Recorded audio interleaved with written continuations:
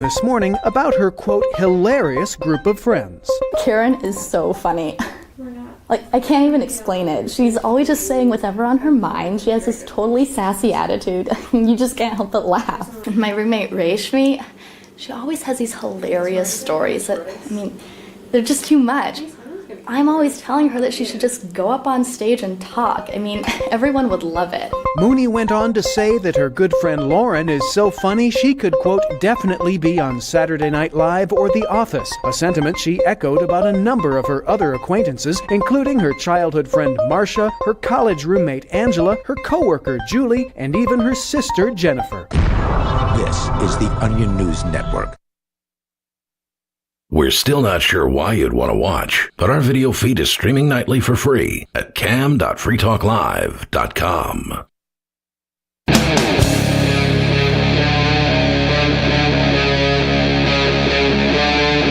Free Talk Live. Well, what's up, all of our liberty-loving friends? This is another fantastic episode of Liberty at Night with Nate and Charlie on the Free Talk Live Network, coming at you from beautiful Nashville, Tennessee. The Free Talk Live is brought to you by Dash Digital Cash with fees of less than a penny per transaction. Dash is made for spending. And Dash is one of the oldest cryptocurrencies, and they're widely available on exchanges, including the decentralized Maya protocol and in multi-crypto wallets. Thanks, big thanks to the Dash DAO for sending us 32 Dash per month for this sponsorship. It's easy to get and use Dash. You can learn more at dash.org. That's dash.org. Once again, my name is Nate Thurston. I'm joined today by a commentator for Young Voices and also an author of this book right here. I want to make sure everyone can see this. Beyond Intention, How Progressive Economic Policy Initiatives Would Harm Society's Most Vulnerable. Benjamin Ayanian, how you doing today? I'm doing great. Thanks for having me on, Nate. So you sent me this book a few weeks ago, maybe. I don't remember exactly how long ago it was. And it's a short book, but I was telling you, it took me the full 3 weeks to go through it because I'm terrible at reading books. But this is one that I actually did go all the way through. And as I told you beforehand, probably the first physical book I've read in at least 15 years. It was just that good. Okay. And so I want to first off give everyone the recommendation for sure on this book. I absolutely loved it. Why don't you give everyone a little brief description of what it's about? Thank you so much for that introduction. And I'm honored actually that my book was the one that broke you back into the physical book realm. So that's awesome to hear. So yeah, I'd love to give a quick introduction or summary of the book. The whole premise is that I believe progressive voters are motivated by good intentions. And we can debate whether or not the progressive politicians or the progressive bureaucrats are motivated by good intentions. But I do believe that the voters are motivated by good intention.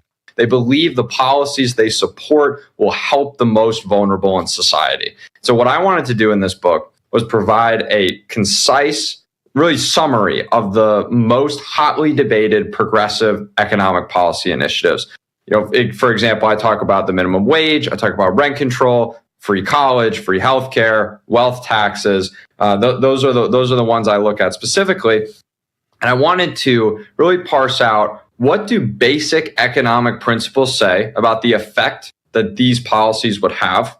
What does the empirical data suggest? Have other countries tried this? Have localities in the United States tried these policies? And what have the results been? And then after that, in each chapter, I look at, okay, progressives wanted to solve what they saw as a certain problem with, the policy of that chapter. What are some alternative solutions to attacking that issue? And when we look at, the American political landscape, the regulatory landscape, all of these things, we see that the problems progressives want to solve with more government can actually be much more readily solved by removing current regulations and laws that are causing those problems that we're looking at. I love, by the way, each one of these topics, and you went through what there was minimum wage, rent control, tuition-free college, universal health care, and the wealth tax. Each one of these, you kind of identify the problem And so you set that up, and then sort of the principle behind why the problem exists, what's going on here. And then you give real world examples, and then you give the alternative solutions, which is a really important part, because a lot of times what we do is we see a policy and we don't like it, and we just critique it, and we say that it would never work, and this is a terrible idea. But a problem is we don't present what our solution would be, because a lot of people want to hear that solution. They see that there is a problem, and if you just critique this person who's trying to do something about it, well, at least they're trying to do something, and you apparently don't have any solutions. So why do you think it's so important to make that the last part of each one of these chapters? We never want to give the impression as, libertarians, classical liberals, small government conservatives, whomever is talking and debating progressive economic policies. We never want to give the impression that our stance is do nothing, right? Because the status quo is not working. The problem is that progressives see the status quo as, free market failure, as capitalist oppression of the wealthy stealing resources. That's how they see it, right?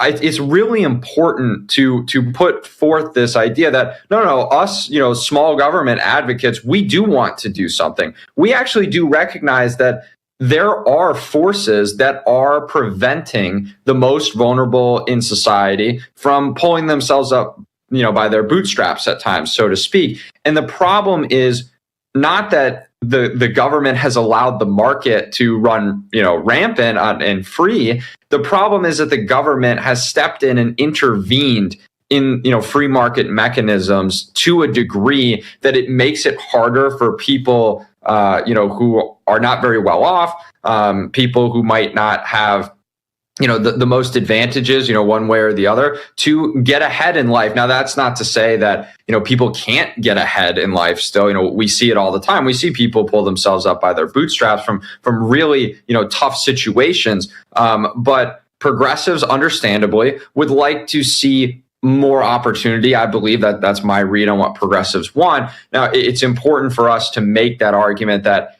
instead of adding to the problem, instead of advocating for more government intervention, instead, the problem was created by government intervention in the first place. So this alternative solution, if we really want to help the most vulnerable, would be to remove those government barriers to prosperity in our society. Yeah, so if you don't mind, I kind of wanted to run through a few of the topics in the book, and we can talk about them. Now, we got to be careful because we don't want to give the whole book away and make it to where no one feels the need to go out and get it. But if we could give a little brief description of the problem and the solution. For instance, it starts off with minimum wage. What are some of the points that you make on minimum wage? So progressives believe that there's a certain fair living wage. They think that workers are oppressed, and that they also must believe to a degree that the federal minimum wage really sets the price of wage-based labor to a sense, which is completely untrue. So the idea with the minimum wage chapter specifically is that progressives would like to see individuals be able to, let's say, afford more things in their lives, have more financial freedom. And their solution to what they see as unjust wages is increasing, the mandated minimum wage that the government sets.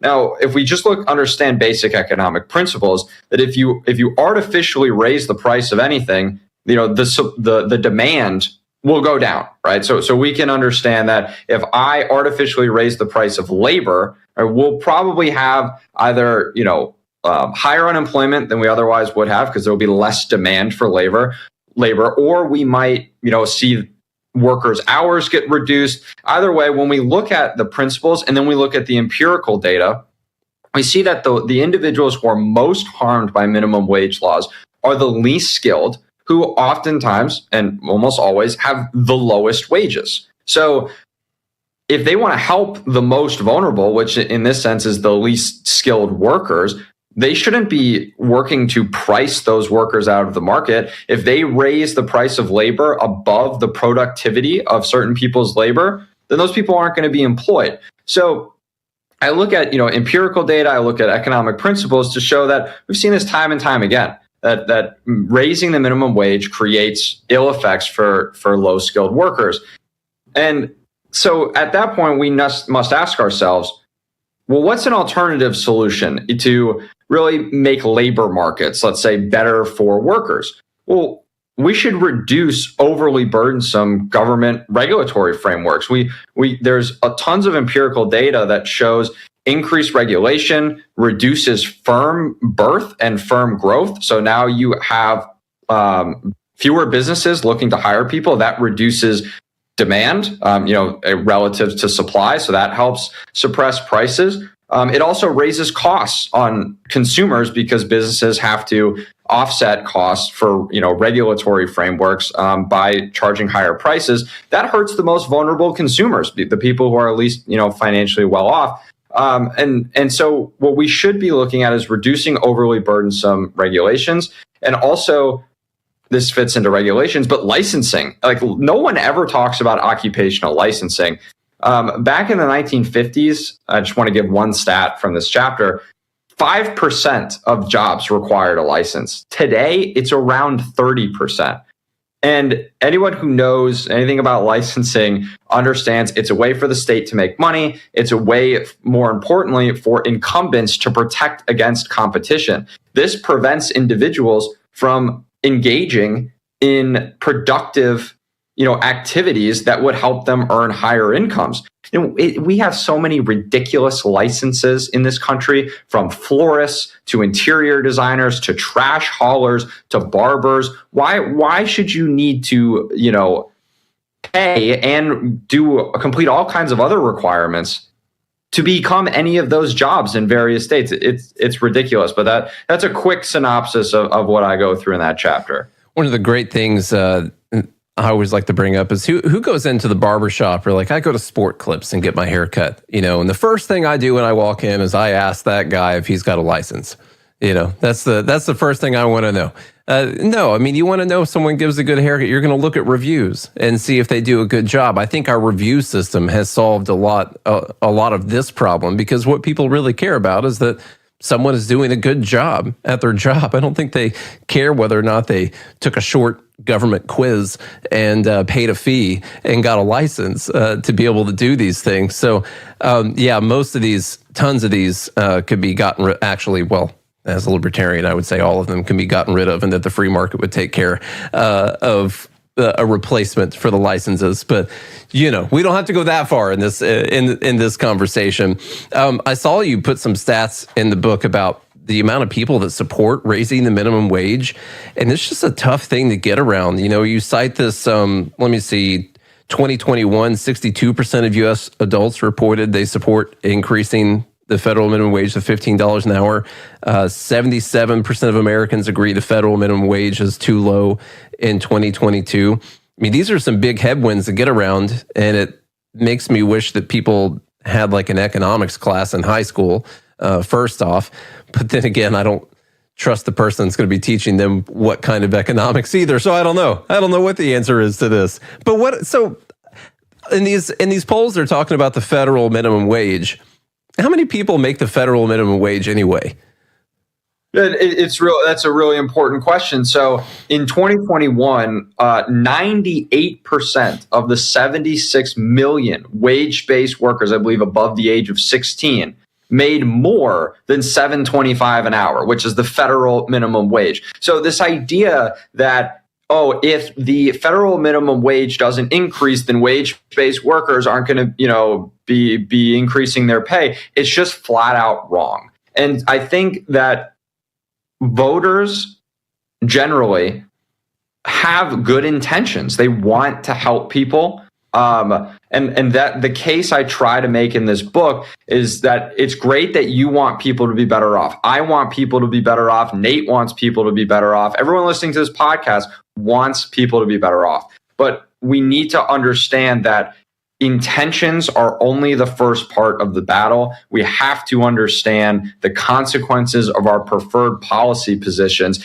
if we are actually going to live in a world where the least well-off have a better chance to prosper. And so the the inspiration for this book was I'm really calling to, I want libertarians to read the book because I actually think there's a lot of, great data that and arguments and examples that I put in the book that can help arm people, with different information for their discussions. And I'm also making a call to progressives that, let's look at how to help the least well off from a public policy standpoint. Your positions are hurting them, right? Your policy positions will hurt them. Let's look at what can actually help them.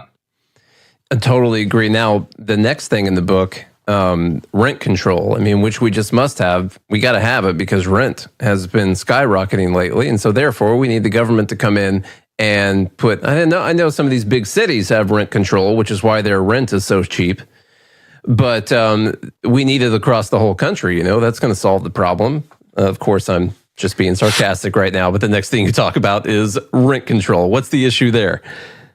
Yeah, right. Well, rent control, the problem is, again, it's the basic economic principles come back into play as they do with all of these policies, but specifically supply and demand. That's really the basics of understanding economic policy. Individuals want housing to be more affordable. Again, a very, very understandable and I think shared desire among voters. But if they cap the profits that landlords and developers can actually make on housing, then we're going to see less housing. It's that simple. We're going to reduce the supply.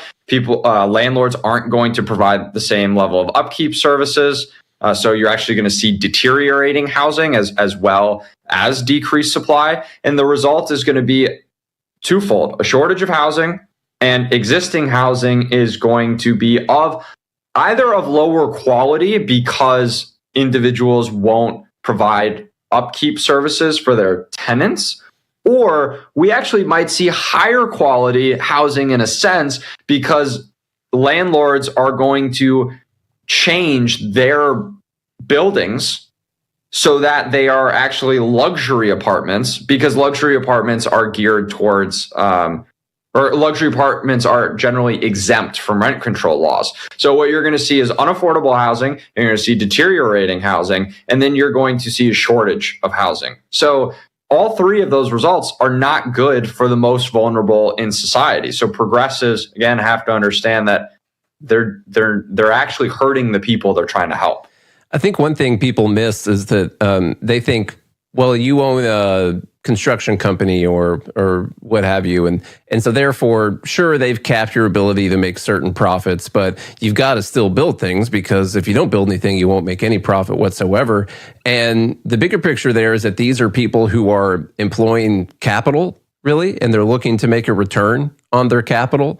And if you put a cap on the return that they can get from that capital in one specific sector, there's nothing to stop them from just turning and saying, well, I've got this $500 million here. I can either have my profits capped on that and building rent-controlled housing, or I can just take it and put it in the stock market, or I can invest it somewhere else. Why would I put a cap on my own profits that I can make? And so then you don't have as much capital employed towards building rent or rental properties. And so that's another thing I think people are missing here, is that there's no guarantee that these people are forced into using this money to buy properties to rent out to people so they can make money off of it. They'll just look for another way to make money off of their money. And the other thing you mentioned was like things like zoning laws and just restrictions that states and local municipalities put on people building. I think you had some great examples from San Francisco, I believe, in the book that made it very difficult for people to build. And that's maybe outside of the rent control specific argument, but it's still government restrictions that go on the building of these properties, right?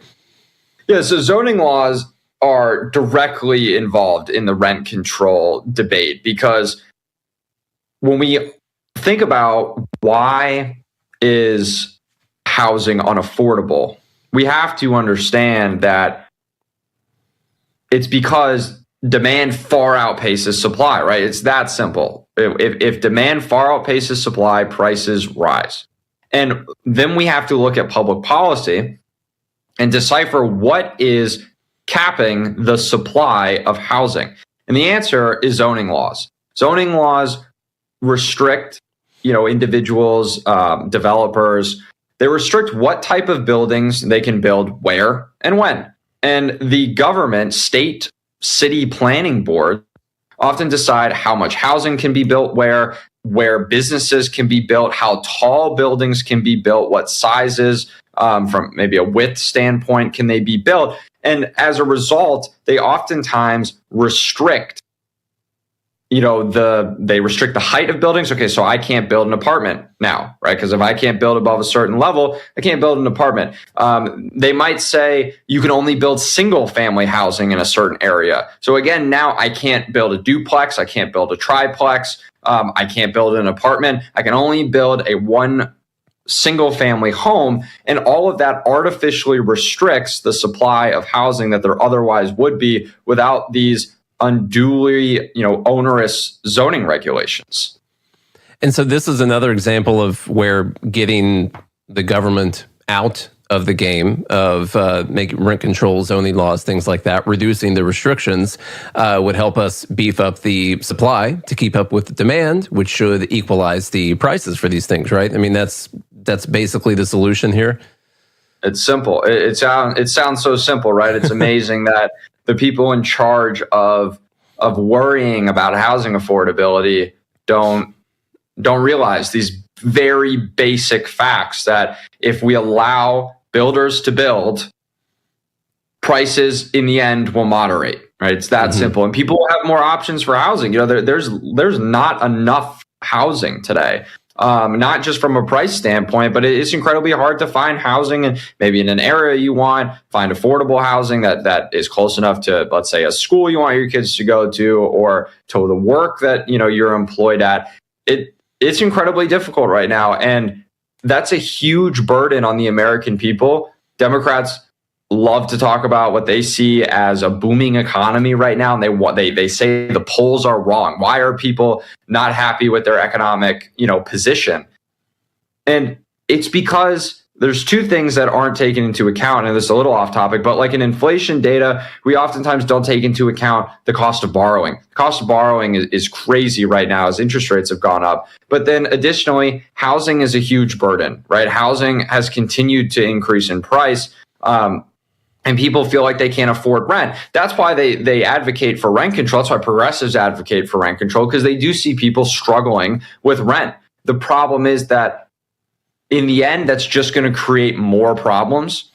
It's going to take the current problem and make it worse specifically. And so the answer is to reduce government restrictions on building housing. That will create a larger supply for people, and that will bring down prices. Hopefully armed with this book, libertarians can go continue to make this case, and progressives can help finally understand that while their intentions might be good, the actual consequences of their policies aren't beneficial. We've got more coming right up with author Benjamin Ayanian, also a Young Voices contributor. I got to remind you guys that Charlie and I have a daily podcast called Good Morning Liberty. Right now, we're called Liberty at Night because that's on Tuesday nights on the Free Talk Live Network. But if you want to listen to us every single day of the week, 1,267 episodes, then you want to find Good Morning Liberty on your favorite podcast app. Join liberty-minded voluntarists, anarchists, and libertarians from June 13th through the 16th for the 8th annual Fork Fest at Rogers Campground in the beautiful White Mountains of New Hampshire.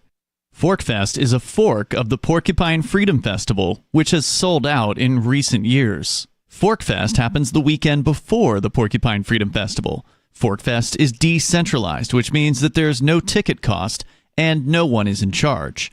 All you have to do to join the fun is reserve your camping site, RV site, or motel room with Rogers Campground for June 13th through the 16th. You can find out more at the unofficial website, forkfest.party. You can also connect with other attendees on the Forkfest Telegram and Matrix chat rooms, as well as the Forkfest Forum. You can find links to those at forkfest.party. We hope to see you there June 13th through the 16th. Forkfest.party. From Feature Story News in Washington, I'm Nick Harper. The son of US President Joe Biden has been found guilty of 3 criminal charges related to the illegal purchase of a gun. During Hunter Biden's trial, there were many witnesses, including from the Biden family, who spoke of his drug use in and around the time that he bought the firearm in 2018. FSN's Caroline Malone reports from Washington. Guilty on all 3 counts, Hunter Biden is now the first son of a sitting US president to be convicted on a criminal charge. Sentencing is due in the next few months. He could be given up to 25 years in jail or $750,000 in fines, although he's not likely to get this maximum given he's a first-time offender. The jury only took 3 hours to deliberate and decide he had lied about illicit drug use when buying a gun in 2018, and that he had 11 days of unlawfully possessing that gun. His father, Joe Biden, said he would not pardon his son if he was found guilty. Hamas says it has given its reply on the ceasefire deal with Israel, saying it has remarks about the proposal. It comes after US Secretary of State Antony Blinken said the ball was in Hamas's court as he continued his discussions with regional leaders in the Middle East. FSN's Mitch McCann reports. Secretary Blinken's arrival in the Middle East coincided with the United Nations Security Council voting in favour of a US-backed resolution supporting the proposed ceasefire. Hamas says it welcomes the proposal, but Blinken says that response is not conclusive, and ultimately it will come down to, quote, one guy hiding 10 stories underground in Gaza, referring to the group's leader, Yahya Sinwar. It's unclear what Israel's definite stance on the ceasefire agreement is, although US officials are adamant that Israel supports it. US Supreme Court Justice Samuel Alito has been recorded agreeing that America should return to a place of godliness. It comes just weeks after he came under fire for controversial flags that he flew above his homes. The audio was secretly taped by a liberal filmmaker posing as a religious conservative at a private event. FSN's Kate Fisher reports from Washington. In the audio posted on social media, Justice Alito is also heard questioning whether compromise between the left and right of US politics is possible. In a separate recording, his wife, Martha Ann, appeared to push back against having to look at a flag celebrating LGBTQ rights that was flown at a house opposite hers. It comes after reports that the couple flew an upside-down American flag outside their home after the January the 6th Capitol riot. It's a symbol that's become associated with Donald Trump's false claims that Joe Biden stole the election. Justice Alito has rejected calls to step aside from Supreme Court cases involving the former president and the January the 6th defendants. Kate Fisher, Washington. From bureaus worldwide, this is FSN. You can help spread the ideas of liberty with our Patreon for just $5 per month at amps.freetalklive.com.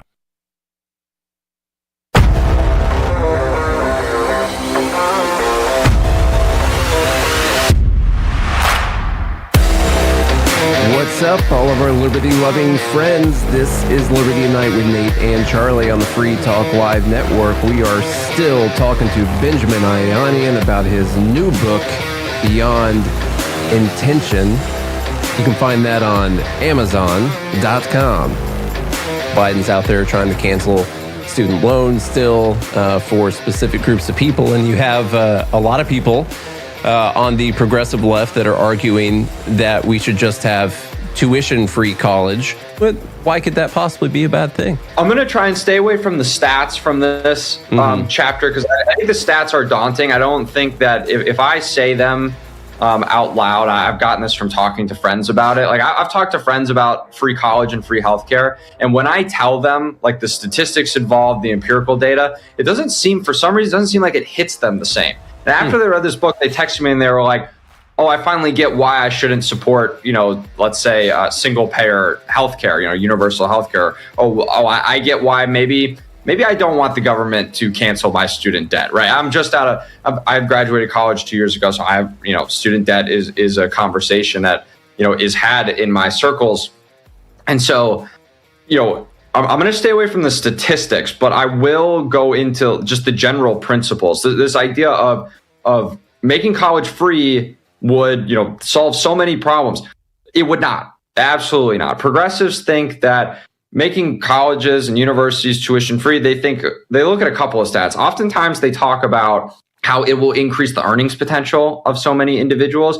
Well, that's simply not the case, because you need a job market that can absorb all of these extra degrees. So it's not necessarily true that more people with these degrees will equal greater earnings for everybody who gets a degree, right? So that's one issue. Another issue is that if you dilute the value of a higher education degree, then everyone's going to need graduate degrees to separate themselves. We're basically going to have the same situation we have now, except university is going to be more like high school, and graduate degrees is going to be more what we see as college.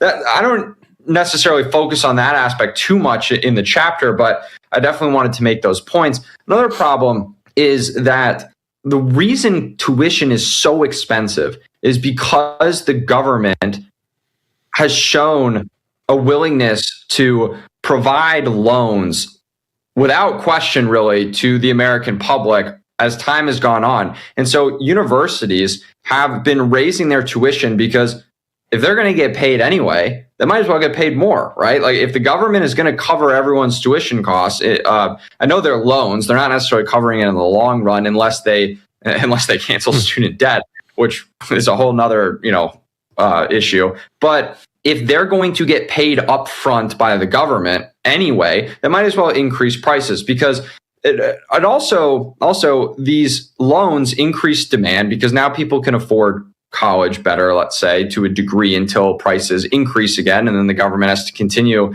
handing out loans for those higher prices. But in the moment, it allows certain individuals to go to college who maybe otherwise would have chosen to go to community college, would have chosen to go to trade school. But what that does is it leads universities to increase prices even further. And then they spend this money on extravagant projects to try and become more competitive, or they just increase the administrative bloat, right? They blow out their administrative staff, increase it by orders of magnitude, and pay tons of people who really don't add any value to education. They pay them tons of money year over year, which necessitates even greater tuition costs, which then the government will cover with even greater loans. All of this eventually leads individuals to say we need free college, right? Because people can't pay back these crazy loans the government is handing out. Now, the issue with that is, which I've already explained a couple of them, but a huge issue is, one, that's incredibly regressive, right? Free college is paid, and it's paid by taxpayers. It's not free. Those benefits are going to go most often to wealthy, highly educated, students, in the sense that if you look at other countries who have implemented free college, you see that poor students still do not go to college at the same rates as wealthier students who have more highly educated parents, because college still puts costs on individuals, even if it's quote unquote free. They have to pay for housing, or they still have to pay for their food or transportation or their books, or maybe the books are covered, but they still have living expenses, right? And they still have to not work as much as they otherwise could have to develop their professional life if they're spending it all day in a classroom. So those are some of the few issues that I touch on there. I don't want to talk your ear off on everything that I talked about, but I'm happy to elaborate. I wanted to ask you this question because I've been asking a lot of people this question. I wonder why it is that colleges aren't treated the same way that, say, a greedy corporation would be treated for price gouging its customers. I mean, if instead we had government-funded TVs, and we had government-funded TVs, and every year you saw the price of the TV continue to go up, but the government would give anyone a loan for whatever the TV company was charging. And after so many years went by, you saw the price of a TV have more than doubled over that time, and people were having a hard time paying for them. For some reason, I feel like people would say, well, this TV company is actually price gouging the government or the people or the students or the people who are using their TVs, and they're taking advantage of this system where the government is paying the upfront cost for everyone's TVs. And maybe they would suggest, I'm not even suggesting this, but they might say, well, we should put a cap on the price that people could charge for the TV, because they're clearly just continuing to raise their prices, and we have to stop this price gouging. I feel like that's something that would happen anywhere else in the market if the government decided they were going to use taxpayer money to front these things and then even cancel some of the loans afterwards. But the company still got to keep the money that they were paid in the first place. And then the taxpayers ended up having to foot the bill for it. But with colleges, no. I don't see any of these people. Where is Elizabeth Warren calling out the price gouging of the colleges? You make a great point there. It's not seen as the same as market institutions, as private enterprise, which is a shame. I'm not saying to call for caps on tuition, but you would at least like the politicians who we're often debating against, you'd like them to at least be ideologically consistent so that you could trust at least their intentions better, because you can't trust their intentions at all. You know they're playing a game if they're really picking and choosing where they apply various principles, right? They don't believe it wholeheartedly. They have special interests that they're catering to on specific issues. And it's really a shame. Now, with higher education, one problem is that they're safe spaces, let's say, for progressives in a lot of sense. A lot of big universities are. Progressives don't want to smack that beehive with a stick. It's not a great idea because they help them. They help churn out voters for them. They help support them vocally and oftentimes financially. They have no reason to push back against what's happening on these universities. And so they like this setup where universities get all kinds of money and politicians get to continue to influence them and get benefits from these huge institutions. And then these institutions get to pay themselves high wages. They get to hire their friends. They get to hire administrators that don't do anything, but they get to say, we'll promote social justice, let's say, on campus and pay them huge salaries to really do nothing but stir up trouble. One stat I will point out is that if the ratio of administration to faculty on campuses had stayed the same since 1976, there would be over 500,000 fewer administrators on these campuses. It would allow for a 20% reduction in tuition. Now, these are numbers calculated by an individual named Professor Vader at the University of Ohio. He's an economics professor. He wrote a book about restoring higher education. And some of the data he provides is really, really eye-opening. Colleges are a mess. Tuition is way too high. I fully agree with progressives. It's a tragedy that it costs this much to get a college degree. The answer is not free college. The answer is not forgiving student debt. The answer is removing the cause. The cause was government money funding higher education. That's the cause. It needs to be removed if we want to fix this problem. Totally agree. Now, there's two more things in the book, and we don't, maybe we don't have time to go through both of them. Or anything you want to say, which one would you rather talk about, universal health care or the wealth tax? I feel like universal health care, if you've got 10 hours, we could cover it pretty well. It's up to you, whichever one you want to do. So healthcare is I want to point out healthcare is the longest chapter in the book. It's probably the most mentally taxing. I know it was the most mentally taxing for me to write. It's a lot of research, a lot of different moving parts, but you could argue it's the most important one because it's one of the most hotly debated issues and one that really will have probably the most effect on society in this book.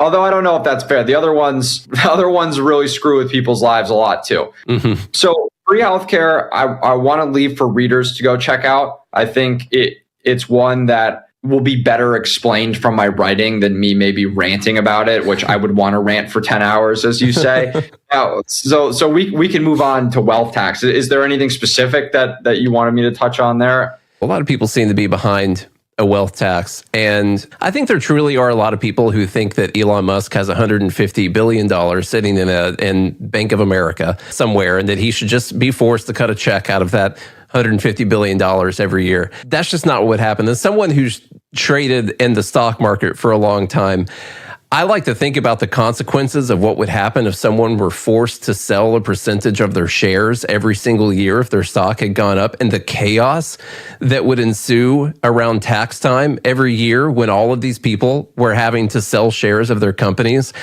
But even that is you're talking about this one, although clearly healthcare and college and rent control and minimum wage are very important, the wealth tax, you're talking about the destruction of our economy as a whole, like all the wealth in the 401ks and the retirement plans that everyone has. You're talking about flipping a weighted coin that maybe has two of the same sides on it, honestly, when it comes to doing the wealth tax. What are your thoughts on this? Yeah, the wealth tax is probably the quickest way to destroy our economy. The other four are maybe a little bit more subtle. Wealth taxes, they punish people for being wealthy. There's really no other way to put it. And I've been on your show talking about wealth taxes in the past. I've written a handful of articles on wealth taxes, and it's unconscionable to believe that we should tax individuals based on the worth of all the assets that they hold, whether it's land, whether it's stock in companies. Like those aren't liquid. Those aren't super liquid assets. I mean, the stock on a public market is to a degree, but it's not like they can just spend their stock, right? They have to sell it and liquidate it into cash, which they would then be taxed on income at that point if it was, in the green. But it's ridiculous to tax people on just the holding of their assets because they haven't realized any profit on those assets. It's just like they made a purchase and now we're taxing them on the worth of what they just purchased. I mean, imagine, let me dumb this down a little bit. Imagine you bought like a collector's item, just like a bobblehead of some kind. You're like, I want to give this to my son, right? This is great. I think a Steph Curry signed bobblehead. Maybe you bought it his rookie year. You're like, this is going to be super, super valuable one day. Okay, if your son becomes successful and that bobblehead becomes worth a lot of money, right? Now if he's above a wealth tax threshold, he's going to have to pay taxes on the worth of that bobblehead. He hasn't sold the bobblehead. Maybe he has no plans on ever selling the bobblehead. It's a gift my father gave me. It means a lot to me. It's really cool. I'm never going to sell it, right? That government doesn't care. They want to tax you on it. That I think can illustrate maybe the unfairness of it. But if you want to talk about destroying the economy, the problem is that wealth taxes disincentivize wealth creation, right? Tariffs disincentivize imports. Cigarette taxes disincentivize, tobacco usage. Wealth taxes disincentivize wealth creation. We need individuals creating wealth, creating jobs, providing value to society because a rising tide lifts all boats. Okay, if you want to really screw over the American people, cut that lifeline. All right. If you really want to screw everyone over, prevent people from creating businesses, from creating cheap goods and services, prevent people from employing individuals in productive activity. That's what a wealth tax would do. And it incentivizes capital flight. You're going to see wealthy individuals take their capital, move it overseas. You might even see them move countries and renounce their citizenship to the U.S. The United States people will be left with a shortage of investment, with a shortage of wealth, and everyone will be much poorer than they are today if we implement a wealth tax. I recommend, again, take a look at that chapter to really look at the different aspects that I didn't quite pull apart here in this conversation. But the discussion around a wealth tax is really important because you see momentum building for it almost every year. It gets talked about more. States put forward legislation to implement them more often. Now, they haven't. None of them have passed yet. Fingers crossed that continues. But it's going to become a much more important debate in this country over the next 5 years. I know I didn't give as good of a rundown of it just now as I did in my book. So, please check it out. Well, that's okay because you want people to go check out the book. I totally agree with that strategy, for sure. I think what we're missing here is maybe liberty-loving people will do it, but I think a lot of people are afraid to defend the wealthy and to talk good about the wealthy. You could be called a corporate bootlicker or something like that. And I think we're missing this kind of Ayn Rand love of capitalism and of the capitalist, of the producer, of these people who create things. Like you listen to her speak and you read her books, she had like as true of a love for people who create businesses as she did for her husband. And I think that's something that we're missing because I don't know if we've just gotten so used to all the things that we have around us. It's a miracle. And I think we kind of take it all for granted these days. And now we just look at all the wealth that these people have. But I think there's a big misunderstanding about how these people get their wealth. You know, I use Elon Musk as an example all the time. People think that maybe he's worth $150 billion. I don't know what the actual number is, $150 billion, because he's somehow scraped $150 billion worth of profits out of the sale of Tesla cars and SpaceX transactions. But that's not the case. Actually, he was worth $50 billion at a time that Tesla had never made any money whatsoever. They had only lost billions of dollars. He's worth that much money, not because he's scraping profits off the top of the sale of their cars, but because millions of individuals have come together and bought shares of his company, and they have bid up the price of the shares of his company. And since he owns a certain percentage of it, that's his ownership of that paper is what constitutes probably 90% of his entire wealth or more. And that goes for almost all of these wealthy people that we see. It's not that they've been stealing from people this whole time. It's that people who wanted to invest and grow their own money so they could have a more secure retirement came together and decided that this company's piece of paper was worth paying this much money for. And so when you say you're going to tax that, you're actually taxing those millions of people who came together and agreed upon that price for the value of that company. Let me tell you what, as someone who watches the stock market all the time, the sell-offs you're going to see come tax time are going to be nuts. People are going to be trying to time that and sell before Elon Musk sells his Tesla shares. He's going to try to sell 1% of his ownership of Tesla shares, which is going to tank the price even further. And you're going to have these wild, massive sell-offs that occur every year around tax time in the entire stock market.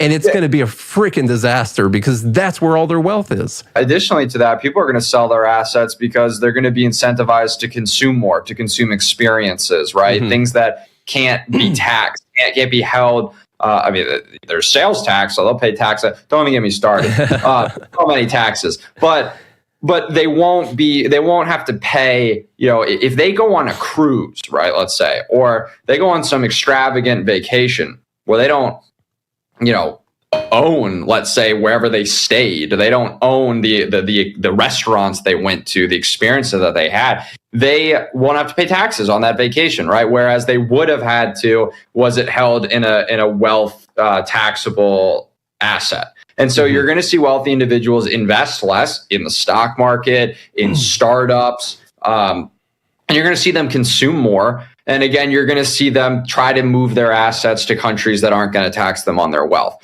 And the American people are going to be left with lower retirement funds. They're going to be left with a lower standard of living. They're going to be left with lower income, fewer employment options, all kinds of ill effects. And real quick, I forgot to mention at the beginning is, you know, as you said, in each chapter, I tried to be charitable. What is the issue that progressives are identifying, right? This one, and the wealth tax, is the least convincing quote unquote issue, right? So in the other four policies that I discussed, the issue that they're tackling, I agree with them that it's an issue. And then my solution is less government instead of more. And I explain why their more government solution would make the problem worse. In this one, the issue they're trying to solve is inequality. There is nothing inherently wrong with inequality. The problem that we should be considering is, how did the inequality come about? The inequality came about by, you know, mutual consensual exchange and productive activities, right? There's nothing wrong with that inequality. There's some unfairness. I'm not as smart as Elon Musk. That's not fair, right? It's not fair. Like technically, like by definition, that isn't fair. But it's not unjust, right? If a private organization wants to try to invest or even donate to my education freely to try and make me as smart as Elon Musk, they're welcome to do that, to try to rectify the quote unquote unfairness. But injustice implies that there is a role for, you know, let's say our government to rectify. Like, it's unjust if the government says that Black Americans can't hold a job, right? That's unjust. The inequality that would result from that would be not just unfair, it would be unjust. And so now there's a case for the government to take action, which would be removing that unjust law, right? So my point is that we have to differentiate between unfairness and injustice. Inequality is unfair because it's unfair that I can't do as much fun things as Elon Musk, right? It's not unjust. As you said, Elon Musk created unreal value for untold numbers of people in the world, right? He deserves to be as rich as he is, right? I have not created the same value that Elon Musk has yet. I'll say yet. You never know. And so as of now, there's nothing unjust of me not having as much money, right? And so progressives have to understand that we can all be equal and poor, or we can be unequal and the least well off can be better off than they would be if we were all equal and poor. So they need to stop worrying about inequality because there's nothing inherently unjust about it. But I will say some inequality we have is unjust. But why is it unjust? It's unjust because the government prevents businesses from growing. It's unjust because the government puts regulations in place that benefit current market participants. It protects them against new entrants and new startups, right? That's unjust. It's unjust if individuals can't get a job because there's a crazy licensing requirement that requires untold numbers of hours of work, right? High fees and all kinds of paperwork that they can't get through to acquire the license to do the job. Okay, it's unjust if that person is not able to pull themselves up as a result of that. It's unjust if someone can't find housing because the state, has prevented developers from increasing the supply of housing. So I do think that a portion of our inequality is unjust, but inequality itself, there is nothing inherently unjust about it, and progressives need to understand the difference, or they're going to ruin our economy. And if we want to rectify injustice, we need to repeal the government barriers to people engaging in free, mutually consensual, mutually beneficial exchange. If we want to attack injustice, that's where we start. It's not by increasing government intervention. Thanks so much to Ben for coming on the show. We'll be right back, and make sure you find Beyond Intention on Amazon. We have some good news. The indictments against Ross Ulbricht in the District of Maryland were dismissed with prejudice, meaning they can never be refiled. This is especially good because those indictments contain the only charge ever made that Ross engaged in murder for hire. This was a serious allegation that Ross Ulbricht denies. It was never prosecuted or ruled on by a jury, but was trumpeted by the federal government and the media as if it were proven fact. The Maryland court held these indictments for almost 5 years, poisoning Ross's case and leaving him under a cloud of unproven allegations. As explained in Ross's appeal to the Supreme Court, the fact that the judge used these allegations to give Ross a draconian sentence of double life without parole violated his Sixth Amendment right to a jury trial. Judges are required to issue sentences based on convictions decided by a jury, not unproven allegations never even charged at trial. Although this is a positive development, the dropped indictment will not set Ross free. Now, a presidential pardon is Ross's only hope of freedom. Sign the petition at freeross.org. freeross.org. So you've signed the Shire Society Declaration and are planning your move to New Hampshire to be around more liberty-oriented people. Next, sign up for the Shire Society Forum at forum.shiresociety.com. There are a bunch of people there who are already in the Shire, and they want to meet you. If you're already in the Shire physically, you should also come by the forums. Remember, not everyone uses Facebook. New people are signing up for the Shire Society Forum every month, so drop in and say hello at forum.shiresociety.com. Tired of cancel culture? Sick of mega tech corporations holding an axe over your head? Join the LRN.FM Matrix chat server. It's self-hosted, so no one else can tell us what to do or say. Don't like the existing channels? You can make your own. You can even connect into some of our channels from other Matrix servers. It's federated. For the full LRN.FM Matrix experience, though, you should join our server via the step-by-step instructions at chat.lrn.fm. Chat.lrn.fm. The latest episode of Free Talk Live continues with Hour 2 up next after the news here at listen.freetalklive.com. From Feature Story News in Washington, I'm Nick Harper. The son of US President Joe Biden has been found guilty of 3 criminal charges related to the illegal purchase of a gun. During Hunter Biden's trial, there were many witnesses, including from the Biden family, who spoke of his drug use in and around the time that he bought the firearm in 2018. FSN's Caroline Malone reports from Washington. Guilty on all 3 counts, Hunter Biden is now the first son of a sitting US president to be convicted on a criminal charge. Sentencing is due in the next few months. He could be given up to 25 years in jail or $750,000 in fines, although he's not likely to get this maximum given he's a first-time offender. The jury only took 3 hours to deliberate and decide he had lied about illicit drug use when buying a gun in 2018, and that he had 11 days of unlawfully possessing that gun. His father, Joe Biden, said he would not pardon his son if he was found guilty. Hamas says it has given its reply on the ceasefire deal with Israel, saying it has remarks about the proposal. It comes after US Secretary of State Antony Blinken said the ball was in Hamas's court as he continued his discussions with regional leaders in the Middle East. FSN's Mitch McCann reports. Secretary Blinken's arrival in the Middle East coincided with the United Nations Security Council voting in favour of a US-backed resolution supporting the proposed ceasefire.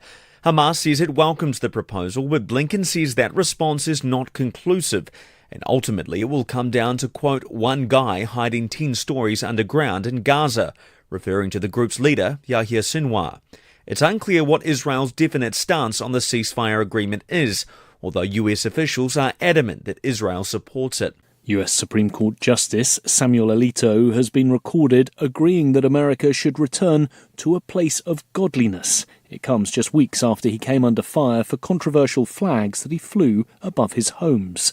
The audio was secretly taped by a liberal filmmaker posing as a religious conservative at a private event. FSN's Kate Fisher reports from Washington. In the audio posted on social media, Justice Alito is also heard questioning whether compromise between the left and right of US politics is possible.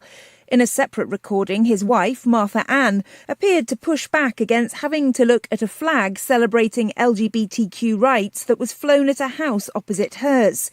It comes after reports that the couple flew an upside-down American flag outside their home after the January the 6th Capitol riot. It's a symbol that's become associated with Donald Trump's false claims that Joe Biden stole the election.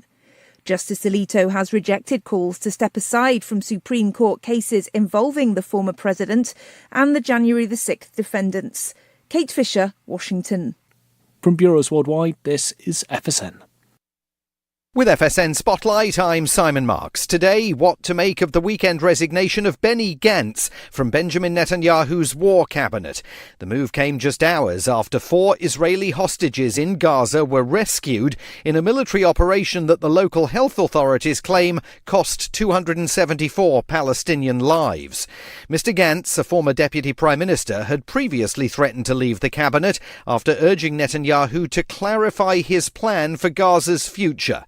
Noga Tarnopolsky is a freelance reporter in Jerusalem. The impact is difficult to gauge this early on. While Benny Gantz and his party never actually joined the coalition, never joined the government, they were only part of the war cabinet. So this doesn't change the parliamentary balance for Netanyahu, which remains a narrow majority, but it could cause a lot of upheaval indirectly because whereas Gantz and his partners' voices were very powerful voices for moderation and conventional politics, now they're gone. And I think it's very possible that the first thing we'll see is a sharp, radical right-wing turn by Netanyahu's government. In his resignation speech, Benny Gantz called for early elections in Israel. Western governments view him as a moderate, but his success restraining Netanyahu in Gaza has not been particularly evident. With FSN Spotlight, I'm Simon Marks. And the main news again, the son of US President Joe Biden, Hunter Biden, has been found guilty of 3 criminal charges related to the illegal purchase of a gun. Hamas says it has given its reply on a ceasefire deal with Israel, saying it has remarks about the proposal. And US Supreme Court Justice Samuel Alito has been recorded agreeing that America should return to a place of godliness. There's more from us on X at Feature Story. That's Feature Story News. Nick Harper reporting. It's the Onion Radio News. An area man doesn't know what to do with all the extra ketchup packets. This is Doyle Redland reporting. After finishing his Big Bacon Classic combo, Erie, Pennsylvania resident and Wendy's patron Don Turnby, 38, expressed uncertainty today regarding what to do with all the extra ketchup packets. Turnby had asked for extra ketchup upon placing his order for a ketchup necessitating Biggie fries. Well, I knew it was too many ketchups because I usually only need 3 or 4 for my Biggie fries, but I just took them anyway. At his nearby home, the Turnby pantry is crammed with hundreds of other restaurant condiments, including single-serving packets of Taco Bell mild sauce, Arby's horsey sauce, soy sauce, McDonald's Chicken McNuggets hot mustard sauce, pats of shed spread country crock from Ponderosa Steakhouse, and a selection of Smucker's jellies and jams from several area diners. Doyle Redland for the Onion Radio News, online at theonion.com. Yep, we still do email. Drop your email address in the entry box at freetalklive.com, and you'll be kept in the loop with Free Talk Live. Free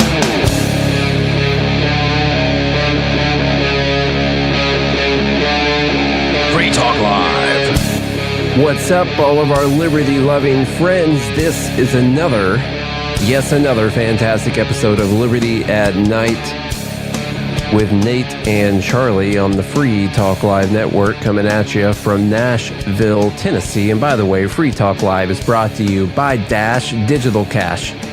With fees of less than a penny per transaction, Dash is made for spending, and Dash is one of the oldest cryptocurrencies, and they are widely available on exchanges, including the decentralized Maya protocol and in multi-crypto wallets. Thanks to the Dash DAO for sending us 32 Dash per month for this sponsorship. It's easy to get and use Dash. You can learn more at dash.org. That's dash.org. And of course, I got to tell you guys also that, as you know, I messed up with my savings account. I put $5K in it 3 or 4 years ago. Never looked at it again, and that $5K is now worth about $4,145. I lost all that money just by doing nothing, and that's because the government is punishing me for keeping my wealth in cash or in my savings account through inflation, which is a tax on savers like me.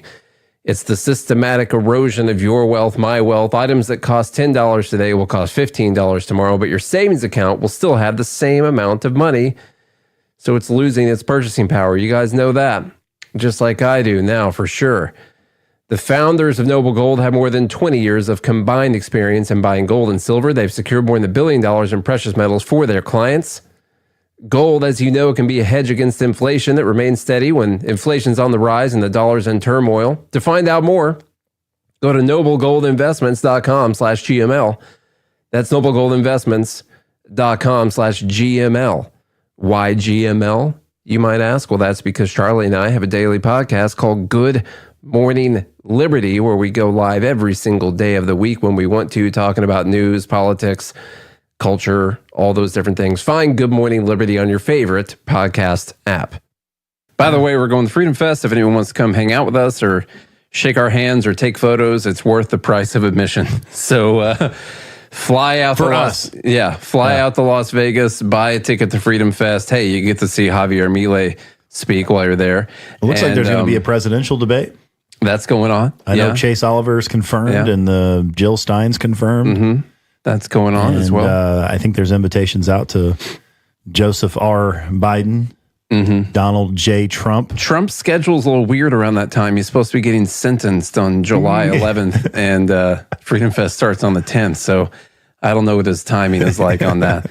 Amanda G is going to be there. You guys know her. She's still the same old G. She's been here for a long time, and she's going to be there. Low key. Yeah, she has been for the last little bit. Okay. Yeah. She's not hated on by anyone. No. In the group at all.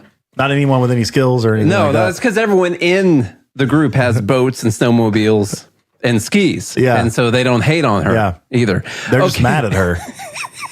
Anyhow, we got important things to talk about today. Important things, for sure. This is Good Morning Liberty. We talk about life, liberty, and the pursuit of meaning every single day of the week And when Dr. we Dre want to. lyrics. Yeah, because that's another reason to go to Freedom Fest, because you're going to see Charlie do some karaoke. If It you won't have be tickets Charlie. It'll be to Chuck.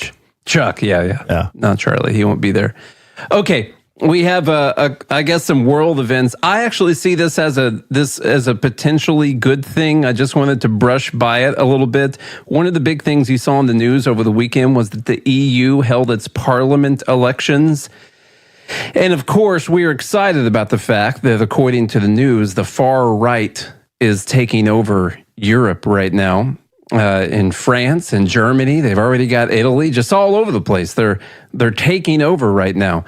And I did see many places call all of these groups far right. France is freaking out right now. Macron called a special election, dissolving the government and re-electing their parliament there. So that's going to be, I think, at the end of the month when they do that. So a lot of these people, by the way, seem to be pretty what the left would call, maybe some libertarians would be called anti-immigration advocates. They're also upset about things like inflation and things like climate agenda type scenarios, And by the left's agenda. Yes. And if you're against it, according to the media, it looks like you're a far right extremist. Far right extremist. If you're opposed to some of the immigration that's happened over you're there. Xenophobic. Absolutely. 100% that. Nazis sympathizing SOBs out there. So France wasn't happy. They called a French legislative election that's going to be happening here at the end of the month, I think, in a couple different stages. So Germany also, they had a little bit of a shakeup. Now we're talking about the EU. All right. A good way, a terrible way of thinking, a terrible and incorrect way of thinking about the EU would be thinking about like our federal government. They got all these countries and they're sovereign countries, and then they also come together and they're in the EU and there's a governing body and stuff like that. And they elect people to go there and vote for probably money to get sent to their friends, just like we do it here in the United States. Yeah. Like I said, it's a terrible and incorrect way of thinking about it, but it's a way of describing the way we have our federal government and our different state governments right here. And so Germany also moving strong far right now, very strong far right. I'll show you. Italy's they're already gone. They're already back to their fascist roots. Right now. It's too late for them. Mussolini's coming back up. So basically what they call are these far right parties are increasing their number of seats in the EU Parliament. And I actually wanted to say maybe this is a sign that these crazy climate agenda, world government, World Economic Forum agenda people are not just going to be able to easily get everything that they want. And so, of course, everyone's kind of crying about this right now. It's not that they've fully taken over. The people in the far right, extremists, Nazis, have taken fully over, but they're getting a lot of seats. Here's a good example from, I think, CNN. Far right surge adds uncertainty to Europe's future direction. That kind of thing. New York Times. It's a threat to their power. It's a threat to their power and money. Yeah. That's what it is. Amanda's making a very important point here that we'll get to. They're still, while they might be called far right, according to us, they would still be economic lefties. Okay, they're still like socialists, like Nazis, that kind of thing. They're still almost economic socialists. And I think what's happening here is people are getting the hell taxed out of them. And that leads, and has throughout history, leads a lot of people to be very critical of immigration because they see people coming into their country and taking their money and their women. And their jobs. And their jobs, stuff like that. Yeah, sorry, that's what I meant. Yeah. New York Times said the EU election center holds, but the far right wreaks havoc. Well, there's crime. Another article here, battered by far right in EU. Macron calls for elections in France. It's fun to watch these people kind of cry about this. Elon Musk made a point that I was also kind of getting to, because I kept seeing people talk about these far-right Nazi sympathizers, whatever. And so I looked up some of the political parties that they're talking about. You know, they got platforms and you can read about them in English. It's okay. He says, why is there such a negative reaction from some people about AFD?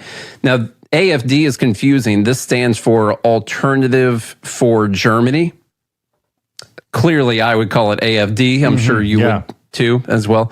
To Germany. He says they keep saying far right, but the policies of AFD that I've read about don't sound extremist. Maybe I'm missing something. And then someone responds and says the owner of this platform is a full-blown Nazi sympathizer. If you... he gave free internet to the Ukrainians. Yeah. Oh, that's true. Yeah, so. That is a point in the old Nazi sympathizer realm. You know, maybe we unlock this whole thing. So this Alternative for Germany thing, why is it AFD? Someone smarter than me can tell me why it's AFD. Amanda? I don't know. There's this really funny point that all of the articles have made. They say the Alternative for Germany made gains, but failed to secure outright victories in local elections in an eastern state where the party is strong, and its regional leader, one of the party's best-known figures, was recently convicted of knowingly using a Nazi slogan in a speech. So they must be pretty far right. They don't talk about what the slogan is here. I went and looked up what the slogan was that he used. Here's this Nazi slogan that he used. Everything for Germany. That's what he got convicted for using that slogan. So you can't say... Because you can't have dogs either, because Hitler had a dog. Yeah. And so it's like a Nazi thing. Are you serious? Yeah, he got convicted for doing it. Was a fine. He could have gotten, I think, 3 years in prison for it, potentially. But he got fined. Everything for Germany is deemed a Nazi slogan? Everything for Germany. Now, it was a Nazi slogan. In fact, from what I was reading, like, this is never ending. It's just still going. It had to be COVID. It had to be something. You know? It's because you got that vaccine. I got the alternative COVID. Yeah. It's a Nazi sympathizing COVID. So everything for Germany, by the way, was inscribed actually on like SS knives and stuff. It was in German. Oh. But that's a rough translation, was everything for Germany. And that brought me to thinking about how ridiculous it is that Germany has outright banned things that Nazis used to say, and like Nazi insignia, the swastika, stuff like that. And it made me think, well, if the claim right now is that the far right extremists are taking over again in Germany, well, that might lead you to question something. And the thing it might lead you to question, if you held all these beliefs that these far right people are taking over, maybe banning speech isn't a way to defeat ideologies. I haven't seen anyone talk about how that could potentially be a problem here. Well, it's hate speech, though, Nate. So if you ban hate speech, that's totally fine. Yeah, but that does apparently you would think that would mean the hate would be gone, and that those people would be gone, and no one would believe those things anymore, because it takes being able to say those slogans to believe those things. It's like, do you think Hitler said things like hello and goodbye? It's like, to me, a slogan as like, if it was a slogan that's like, if it was a slogan that said like kill all Jews, that would make sense. That you'd be like, I think you can still say that one though. Well, what I'm saying is like, if this guy said something like that, then you'd be like, oh, okay, well, yeah, maybe he's a Nazi sympathizer for sure, because he said kill all Jews. You know, like Hamas and people in Gaza say, you know. But everything for like, I think the question has to be, could you plausibly use it in a non-Nazi sympathizing way? The answer to that is absolutely yes. Yeah, you could. I think the answer is yes to that. And it's so ridiculous. But if he were to say something like, you know, everything for Germany, kill all Jews, then, you know, you could be like, okay, well, maybe, this guy's still shouldn't be a crime. No. You should have freedom of speech, but then you can obviously be like, okay, this guy's definitely a Nazi. I think he said it with his own words. Yeah. But he just said everything for Germany. So what are we doing as a species? I don't know. What are we doing? I never know what we're doing. Germany has these ridiculous laws, and maybe in part they're trying to signal to the rest of the world, like, hey, we're not Nazi Germany. We're pushing all that stuff back. Don't equate us with Nazi Germany anymore. And so they ban all these things. But the problem is, if you actually wanted to, if you actually wanted to stop whatever those ideas are from coming up, you want people to be able to say them. That way you could debate with them and try to convince them otherwise. Instead, banning people or banning words, well, that doesn't actually doesn't work. We're not totalitarians anymore. We banned all this stuff. Yeah. That's a great. By the way, side note, that's a beautiful building. It looks real nice. I just wanted to say, yeah. Beautiful building. It looks, there's 3 German flags and 1 European Union flag. You would think that, you Nazi. That's the Reichstag building in Berlin. It's a beautiful building. They still use it. Europe is dealing with these waves of refugees and immigrants. By the way, a bunch of it is our fault. Not just our fault, but a lot of it is. For instance, directly our fault. Yeah. The top 15 nationalities of first-time asylum applicants in 2023 still. Alone. Number 1 is Syrian. Number 2 is Afghan. And of course, number 3, you know what we did to the Turks. No, I don't know.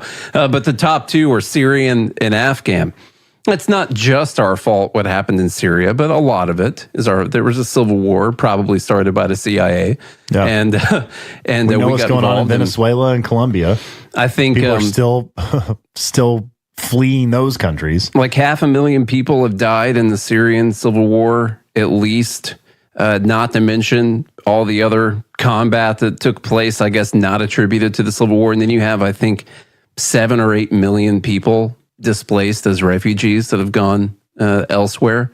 And this is causing what the media calls a far-right movement to happen in these countries that are taking in all of these refugees and all of these immigrants from these other countries. And again, the problem is not immigrants. That's actually not the problem. They have the same problem that we have. It's all these social programs. Mm-hmm. Now, all of these people qualify for. I do have an interesting question to ask you, because we're both pretty pro-immigrant, like even if I think there needs to be a border, I still don't care all that much about it, because I think there's still way more terrible people that are Americans. Because people should be able to freely move. Yeah. With their own 2 feet. No, the way I look at it is I don't collectivize people. Like, I don't look at people as immigrants and then ascribe a crime that takes place and just say that applies to all immigrants do this thing or all immigrants hold this belief. You swam across the wrong river. I look at human beings and I say, well, there's a lot more Americans that I have problems with than there are even immigrants that are in this country, And so if I'm going to start collectivizing and removing people, well, I got more problems with, different people on the left and commies and stuff like that. So I don't just look at the immigrants and say that I have a problem with them. But a lot of people do that. They collectivize people. They look at people in groups. And things like this have led to really bad things in history. I don't know if you read about any terrible things that happened in history, but groups of people were looked at in specific ways and blamed for all the problems that existed. And then bad things happened. And so my ask for all the Germans listening right now, I know you're listening, a lot of you, and you're fine people, on both sides of whichever part you come down on. You would say that. Yeah. You would say that. They get it. Yeah. They get what I'm saying. As a Jap, you would say that. Is don't put people into groups. Look at people as individuals. Or camps. But the next question I have for you, could this be a problem? Just let me throw a hypothetical at you. You got a bunch of people coming into your country all of a sudden, and let's say that they think something like, I'll pull something out of the air. Sharia law is a good idea. I know, I just grabbed it. It was up there, pulled it down. Okay. Let's say they think Sharia law is a good idea, and then you have enough people come into the country where they become a very large voting bloc eventually in your country, like some of the Scandinavian countries have taken in tons of people from other countries. Is there ever a reason? So much so that some of them make it into your government. Yeah. Is there ever a reason? Like, what do you do about that? That's my question. What do you do? Yeah. Because democracy, and people vote for whatever they want, and democracy has to be right. That's because people voted for it. That's why democracy is not necessarily a good thing. Yeah. I would say that's because a lot of times they'll vote to take away rights from other people. If everyone votes to murder you, well, I don't care if that's a Democratic decision. Yeah, it's not a good one. That's why like at the end of the day, the only job a government should have is to protect natural individual rights of people. When it goes outside of those bounds and the government is picking winners or losers or taking money from people, doing whatever, taking rights away from people, natural rights away from people, well, then you have to start questioning, well, who's in control of the government? What voting populace is putting these people in power? And then enough time goes by that you get back to some of the terrible situations that happened in the past, all because government went outside of what its main job should be, which is protecting natural rights of individuals. Even if you're in some of these crazy European countries whose governments don't have our constitution and all that. And what we argue for is the government shouldn't have this kind of power, because then it wouldn't matter. You could elect all of the, Sharia law sympathizers you wanted. But the government can't do that. But they wouldn't be able to do anything. It wouldn't matter because they wouldn't have any power. But the problem is they vote to give the government that power. And then everyone's like, well, we voted. I'm not saying that this is a major problem or that Sharia law is overtaking all of these countries or anything, but I think that's some of the fear. And then there's also economic fears, just like we have in the U.S.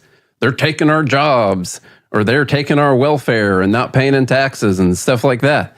By the way, the first-time applications for those first-time asylum applicants, Germany was the number one country, and then Spain, and then France, and then Italy, and then Greece. Italy has already elected its far-right leader. France moved much further to the right. And by the way, they define right as people who want to restrict immigration. That's all they mean, because their economic policies are still BS. Germany, I guess now moving further back to the far right. You get it? That kind of thing. And I think a lot of it has to do with immigration. And when you look at the irregular border crossings, once again, Syrian, number one by far. And a lot of that can be traced back to terrible, could I get terrible things the U.S. government has done for $1,000. And the EU, by the way. I mean, well, yeah, UK. U.S. government supported by, I guess the UK is no longer part of the EU, but yeah, the UK and Germany and France and Italy, they all support the United States meddling in the Middle East. Speaking of immigrants taking your jobs, let's move back to the United States for a second. Did you see our stellar jobs report that we got last week? 272,000 jobs added. I mean, it blew out. The expectation was 180,000. That's almost 100,000 more. Yeah, it was almost 100,000 more. There's some really weird things going on with this jobs number. And we'll get to the immigrant thing here in a second. So non-farm payrolls expanded by 272,000 for the month, up from 165,000. At the same time, the unemployment rate rose to 4%. You might think, well, isn't that weird? They blew out the expectations. They expected the unemployment rate to stay the same, but it actually went up to 4%. So you're saying these are all immigrants getting jobs? There's some data that says stuff like that. Economists have been expecting the rate to stay unchanged at 3.9%. The increase came even though the labor force participation rate decreased to 62.5%, which is down 0.2 percentage points. The survey of households used to compute the unemployment rate showed that the level of people who reported holding jobs fell by 408,000. So in our really good jobs number, where we added allegedly 272,000 jobs, the report also showed that the people holding jobs fell by 408,000 people, which is why the unemployment rate went down. We'll talk more about this when we get back. Got to pay some bills. That's how it is. Remember, Good Morning Liberty on your favorite podcast app. Right now, we're called Liberty at Night on the Free Talk Live Network. That's where you hear us on Tuesday nights. But every single day of the week, you can find us, Good Morning Liberty, on your favorite podcast app. When is the best time to buy wrapping paper? December 26. I'm Holland Cook with Inflation Hacks. Have you seen how much frozen turkeys are marked down the day after Thanksgiving? Beef and turkey are both rich in protein, vitamins, and minerals, but beef has twice the fats. So why gobble just one day each year? Those day after Thanksgiving doorbuster specials can be budget busters, but everything is on sale in January. And try Christmas shopping throughout the year when you spot something someone on your gift list would appreciate. And though I love the smell of a real Christmas tree, I bought a handsome $1,000 artificial tree for $400 in January. How are you coping? Post your inflation hacks at andyoucanquoteme.com. From Feature Story News in Washington, I'm Nick Harper. The son of US President Joe Biden has been found guilty of 3 criminal charges related to the illegal purchase of a gun. During Hunter Biden's trial, there were many witnesses, including from the Biden family, who spoke of his drug use in and around the time that he bought the firearm in 2018. FSN's Caroline Malone reports from Washington. Guilty on all 3 counts, Hunter Biden is now the first son of a sitting US president to be convicted on a criminal charge. Sentencing is due in the next few months. He could be given up to 25 years in jail or $750,000 in fines, although he's not likely to get this maximum given he's a first-time offender. The jury only took 3 hours to deliberate and decide he had lied about illicit drug use when buying a gun in 2018, and that he had 11 days of unlawfully possessing that gun. His father, Joe Biden, said he would not pardon his son if he was found guilty. Hamas says it has given its reply on the ceasefire deal with Israel, saying it has remarks about the proposal. It comes after US Secretary of State Antony Blinken said the ball was in Hamas's court as he continued his discussions with regional leaders in the Middle East. FSN's Mitch McCann reports. Secretary Blinken's arrival in the Middle East coincided with the United Nations Security Council voting in favour of a US-backed resolution supporting the proposed ceasefire. Hamas says it welcomes the proposal, but Blinken says that response is not conclusive, and ultimately it will come down to, quote, one guy hiding 10 stories underground in Gaza, referring to the group's leader, Yahya Sinwar. It's unclear what Israel's definite stance on the ceasefire agreement is, although US officials are adamant that Israel supports it. US Supreme Court Justice Samuel Alito has been recorded agreeing that America should return to a place of godliness. It comes just weeks after he came under fire for controversial flags that he flew above his homes. The audio was secretly taped by a liberal filmmaker posing as a religious conservative at a private event. FSN's Kate Fisher reports from Washington. In the audio posted on social media, Justice Alito is also heard questioning whether compromise between the left and right of US politics is possible. In a separate recording, his wife, Martha Ann, appeared to push back against having to look at a flag celebrating LGBTQ rights that was flown at a house opposite hers. It comes after reports that the couple flew an upside-down American flag outside their home after the January the 6th Capitol riot. It's a symbol that's become associated with Donald Trump's false claims that Joe Biden stole the election. Justice Alito has rejected calls to step aside from Supreme Court cases involving the former president and the January the 6th defendants. Kate Fisher, Washington. From Bureaus Worldwide, this is FSN. Got Telegram? You can follow our channel there and discuss show prep with other listeners at telegram.freetalklive.com.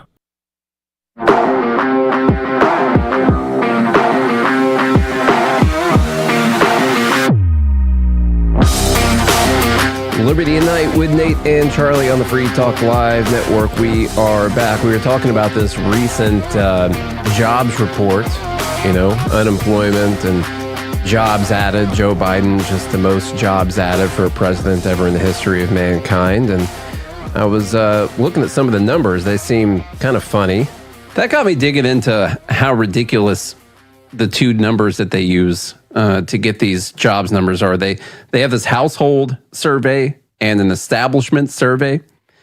The establishment survey is where they go to different businesses and they get their payroll numbers.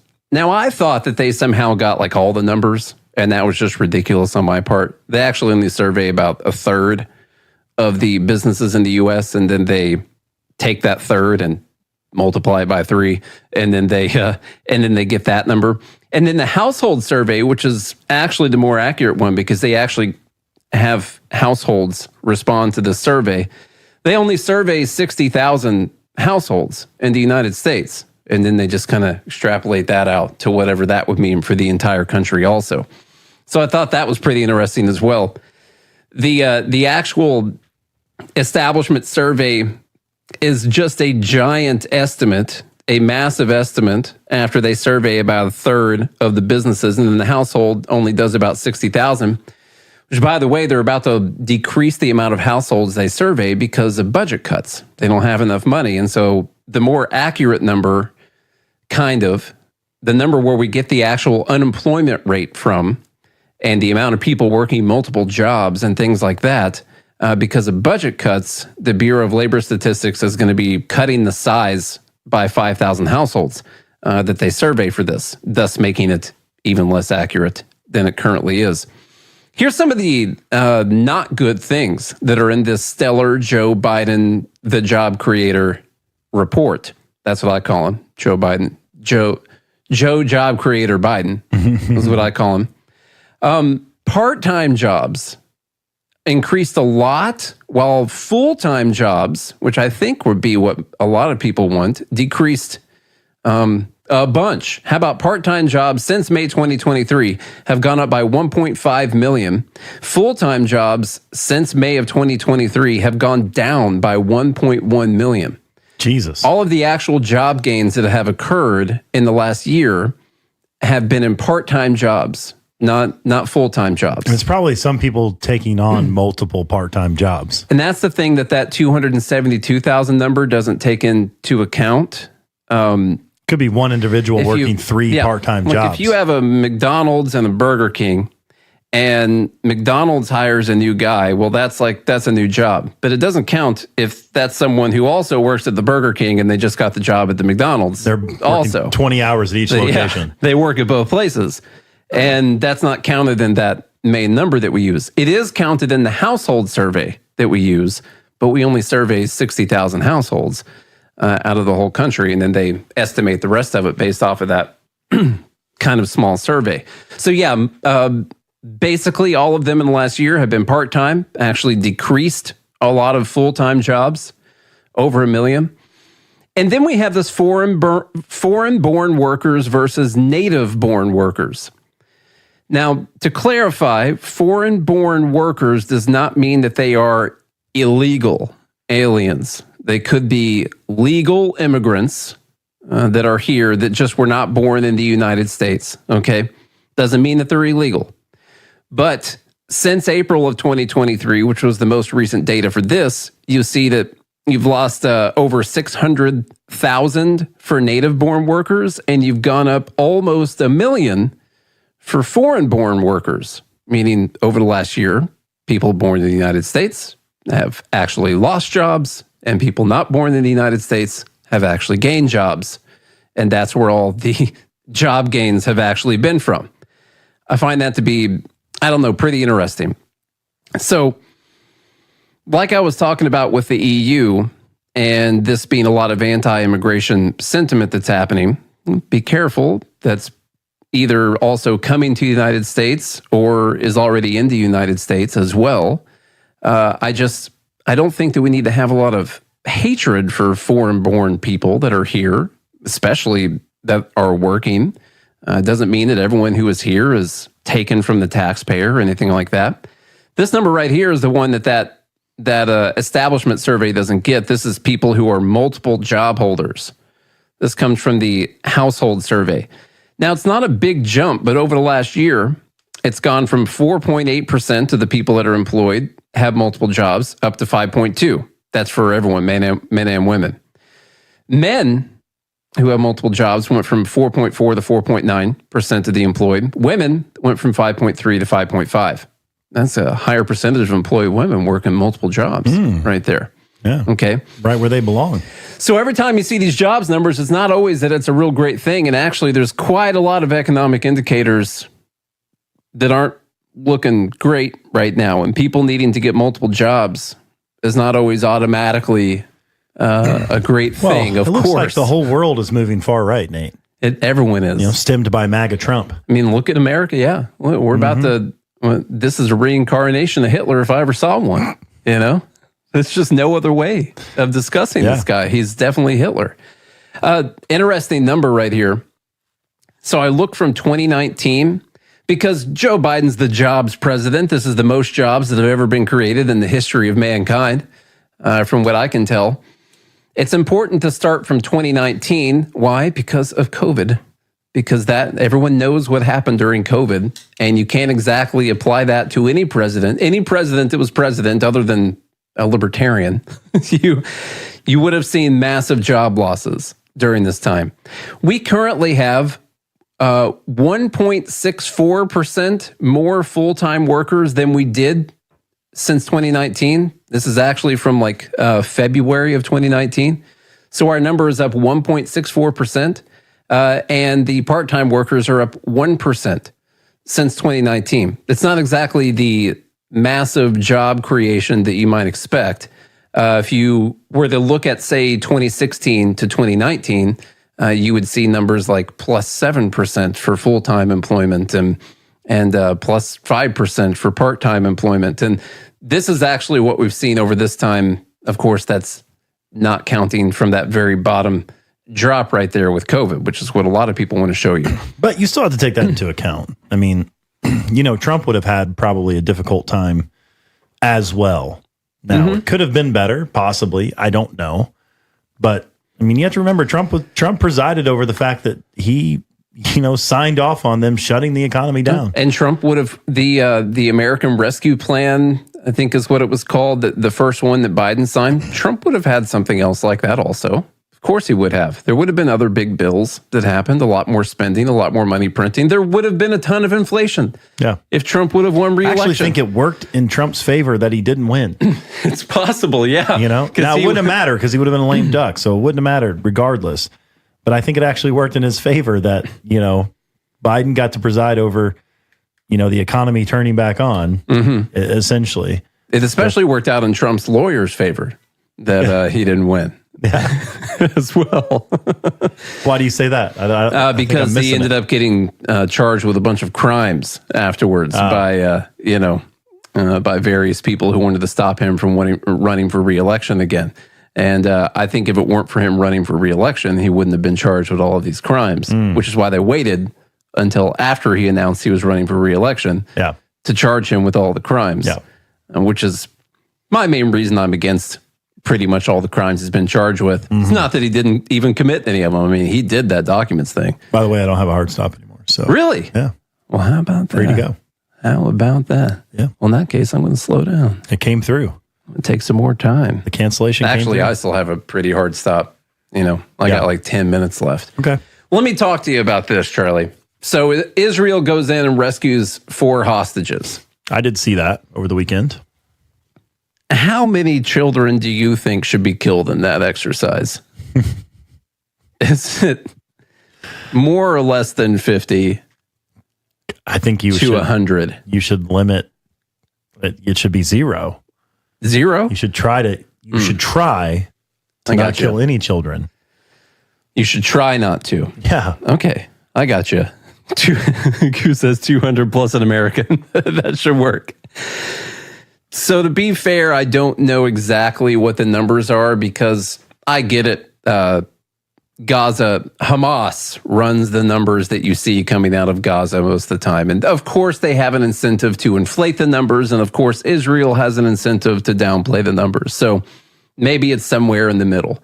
You see a number going, the newest figure for total amount for the whole thing is like 37,000 people killed. And Israel has like 3,700. Let's just say it's half of that. Okay. Let's just cut that number in half. I don't know, 18.5. Still a lot of people. Yeah. A lot of people. Let's say that they've doubled those numbers from what they actually are. I don't know. Who says that's like girl math, but more genocide-y. It's genocide-y girl math. So when I guess you saw that so they what got you're saying hostages. is the dead people are half off. Yeah. Yes. Well, because they're Palestinians. Yeah. God. I'm joking. It's a joke, but that's what a lot of people would think. You know. Yep. I don't want to critique every single thing that a military does because I don't know much about military exercises or anything, but there seems to be a little bit of a lack of concern for like women and children, at least. I get it, all men are guilty. I know that, especially if they're military age. Yeah. Oh, they're in the military. We know that. For sure. So let's just look at women and children. It's a lot. And there seems to be not a ton of concern for that. And here's my fear. Let's not even say that they intentionally did this and went in and tried to kill a couple hundred people, you know. Even if you love Israel and you want Israel to win and live peacefully, you know, and prosper, they're going to have way more problems in the future than what they've been having for the last 50 years. Unless they get rid of all of them. Yeah, all of them. Yeah. Every single one of them.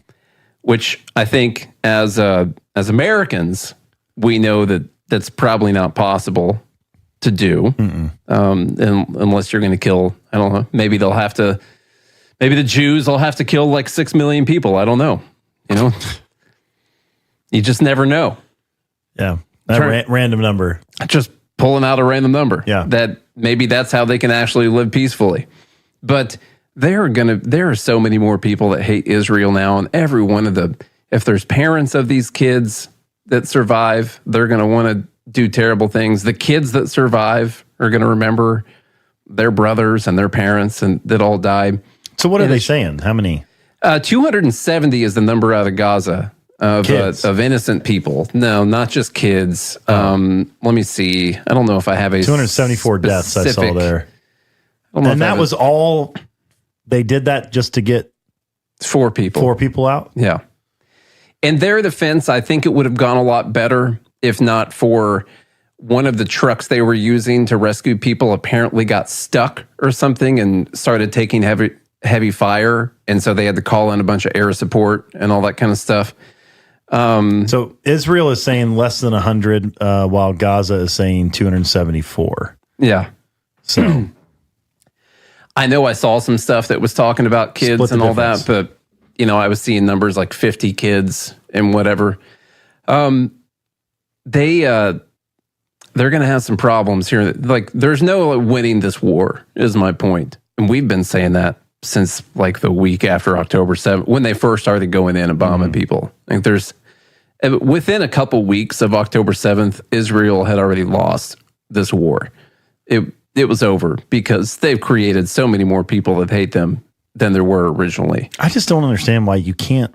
How are we not advanced enough to where you can't strategically go in, you know, covertly and start assassinating people responsible, you know, and secretly go in and get the hostage? Like, why do you have to drop giant bombs and destroy entire civilization? So they I don't get it. They tried to do it, you know, in this hostage extraction, they tried to kind of sneak in and out of there. They used, I believe, and aid trucks and then they were disguised as civilians, and they went in during the day, essentially at a time when no one would be expecting some type of big force to come in and extract these hostages, which is an idea, except for the fact that it's crawling with people, you know, that are going to where the market used to be, you know, and doing their thing, trying to live.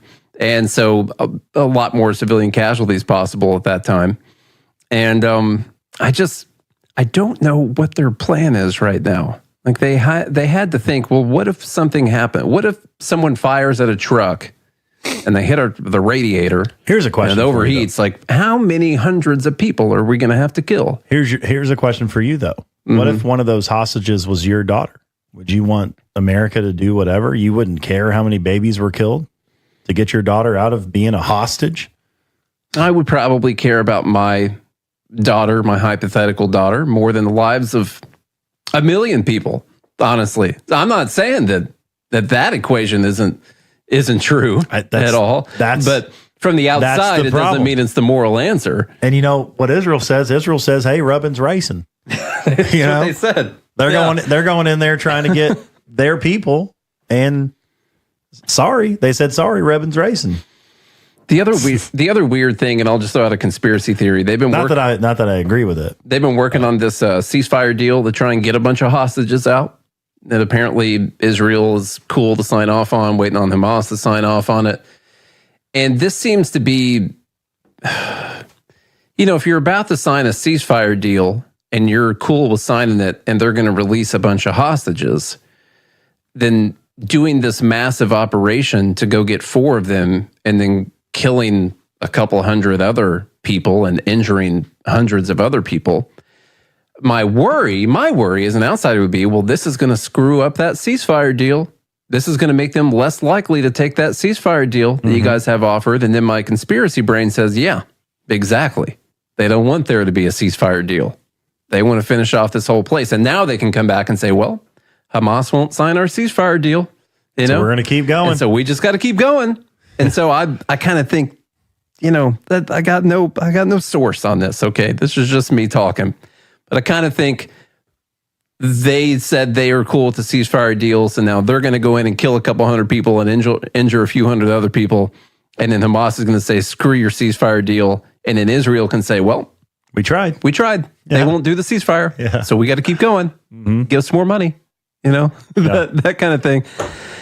I don't know, man. Hey, look, I know one thing for sure. I can say this without a doubt. It's a mess. It is a mess for sure. You need more than brooms for it too. I need bombs. Bring your bombs because it's a mess. Okay, we are about to shift abruptly for the last few minutes here before we take a little break to do some dumb bleep of the week. Dumb bleep of the week. Now, what's that? I don't know. There's just no way of knowing. Well, we've been doing it every single week here for the last several months. On our podcast, Good Morning Liberty, that's where you will hear us do the entire episode, with no breaks and stuff like that. If you want to find the podcast on your favorite podcast app, Good Morning Liberty, or you can go to BernieLies.com in your browser. That's dumb bleep of the week. Love that money. That's the day. How? That's the day of the week where we talk about the dumbest things that happened in politics over the last week. We submitted some of them. The live group submitted some of them. That's the Fed Haters Club, who joined by going to joingml.com. We are currently streaming live out to the Twitter exosphere, but we're not going to talk to you guys, so don't even try to comment because you got to be a member of the Fed Haters Club. I'm not even going to look if you say anything, so just don't waste your time, okay? Unless this is afterwards and you want to talk about how good it is. I'm just saying. So what we're going to do is we're going to go through the 10 dumbest things that happened over the last week or that we happen to see on the internet, and then the live group, the Fed Haters Club, is going to vote on what the dumbest thing is. Does everyone understand the rules? Okay, yeah, that means we're going to get going. All right, just wanted to make sure. And the game's totally made up and the points don't matter. First thing we have here is from our fearless leader, President Joseph R. Biden. President Biden has been out there honoring the heroes of D-Day, going out to Normandy and all these places. We'll talk about the other video that spread around the internet a bunch. First off, this is odd because the only video of this I can find is from people recording their TVs when this happened. I haven't found the actual source material yet or anything, but sure, it's got to be real. I was there. They're playing taps. Okay. And as you know, when taps is played, you turn around to the opposite direction everyone else is facing and awkwardly stare at the people that are right behind you. And so that's how I've always done it. And that's how President Biden knows how to do it too.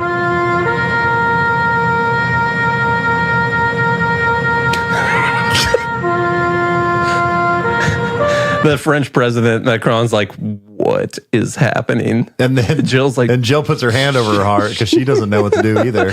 All right. And so they all decide to follow. I'm just making sure my brooch is still there. They got to follow the leader, though. Okay. Because you don't want to embarrass him. And he's the president of the United States. So he's right, whichever direction you're supposed to face. It's not the direction everyone else is facing. Those idiots. You got to go the other direction. So everyone turns around. So that was from... That's what... Hey, in full disclosure, Nate and I have played taps several times. We have. We've been asked to do that several times. I used to play for the VFW. Yeah. And Nate and I would do echo taps, which is kind of cool. Mm-hmm. We've done that a few times. This never happened. No one ever turns around. No, it's not a thing. It's not, yeah. Not a thing. I want to address something. This is actually not part of Dumb Bleep number 1, except for all the people that have been posting the video. Listen, it's great. Great. It's so fun to make fun of Biden. Like, it's awesome. Yeah. Okay. What we shouldn't do is take a clip that's cut at a very specific point and then make wild accusations that maybe he just his pants in front of the whole world and had to be escorted away. Okay. Yeah, you're going to have to bleep that from the radio. That's right. Yeah, I'll have to do that. I understand that you might think that that's something he would do, but there's just no way that that's ever possible. And so here's this is actually important because if you make up things and make wild accusations. Is that the accusation that he crapped his pants? Yeah. You could look up Poopgate. Okay. You can look up Poopgate on X if you want to, and you'll find a lot of people posting that he maybe just pooped his pants. And I'll show you how the clip normally goes online when you see it. Shaking hands. And then he's, trying to bend over, and then it stops right there. And that's pretty much what you see. And that's basically the clip right here. I get it. Kind of looks like maybe he's got a diaper on, hopefully, and he's pooping his pants. I understand. Okay. That's fine. The problem is that clip was cut before what actually happened is way less embarrassing. He didn't understand that he was still supposed to be standing. He thought they were just going to sit down and he couldn't find his chair. And he was trying to make sure that he didn't just fall straight down onto the floor. And he was awkwardly trying to perform a very difficult task that's difficult for many people, which is sitting down in a chair, which is very tough to do, especially when you're the president. And so he finishes. Please welcome the Honorable Lloyd J. Austin III, Secretary of Defense of the United States of America. Once again, everyone else follows his lead right there. And Jill he's sits still down with him. sitting in his dirty poop pants. Yeah. Okay. So he's sitting down. Okay. That's what's going on. It's way better than pooping your pants. He just couldn't figure out how to sit down in a chair. You know? So there's plenty of actual things to make fun of, and you should always fact check your poop accusations that you're making, okay? Mm-hmm. Now, one thing I was there, 1947 date, 2013. That was good. We stormed the beaches with a gun in my hand and a hip on my back. And then he probably brought up his son dying in the war. This is December, Lord Christ, our Jesus Lord. The beaches. Okay, we're just getting started here with Dumb Bleep of the Week. We're still just in Dumb Bleep number 1. There are 9 of them, I believe. 9 of them that we have to go through, and then we have to have the Fed Haters Club vote for which one is the dumbest. There are so many things coming up from socialist Jesus to California minimum wage, all sorts of stuff. You don't want to go anywhere.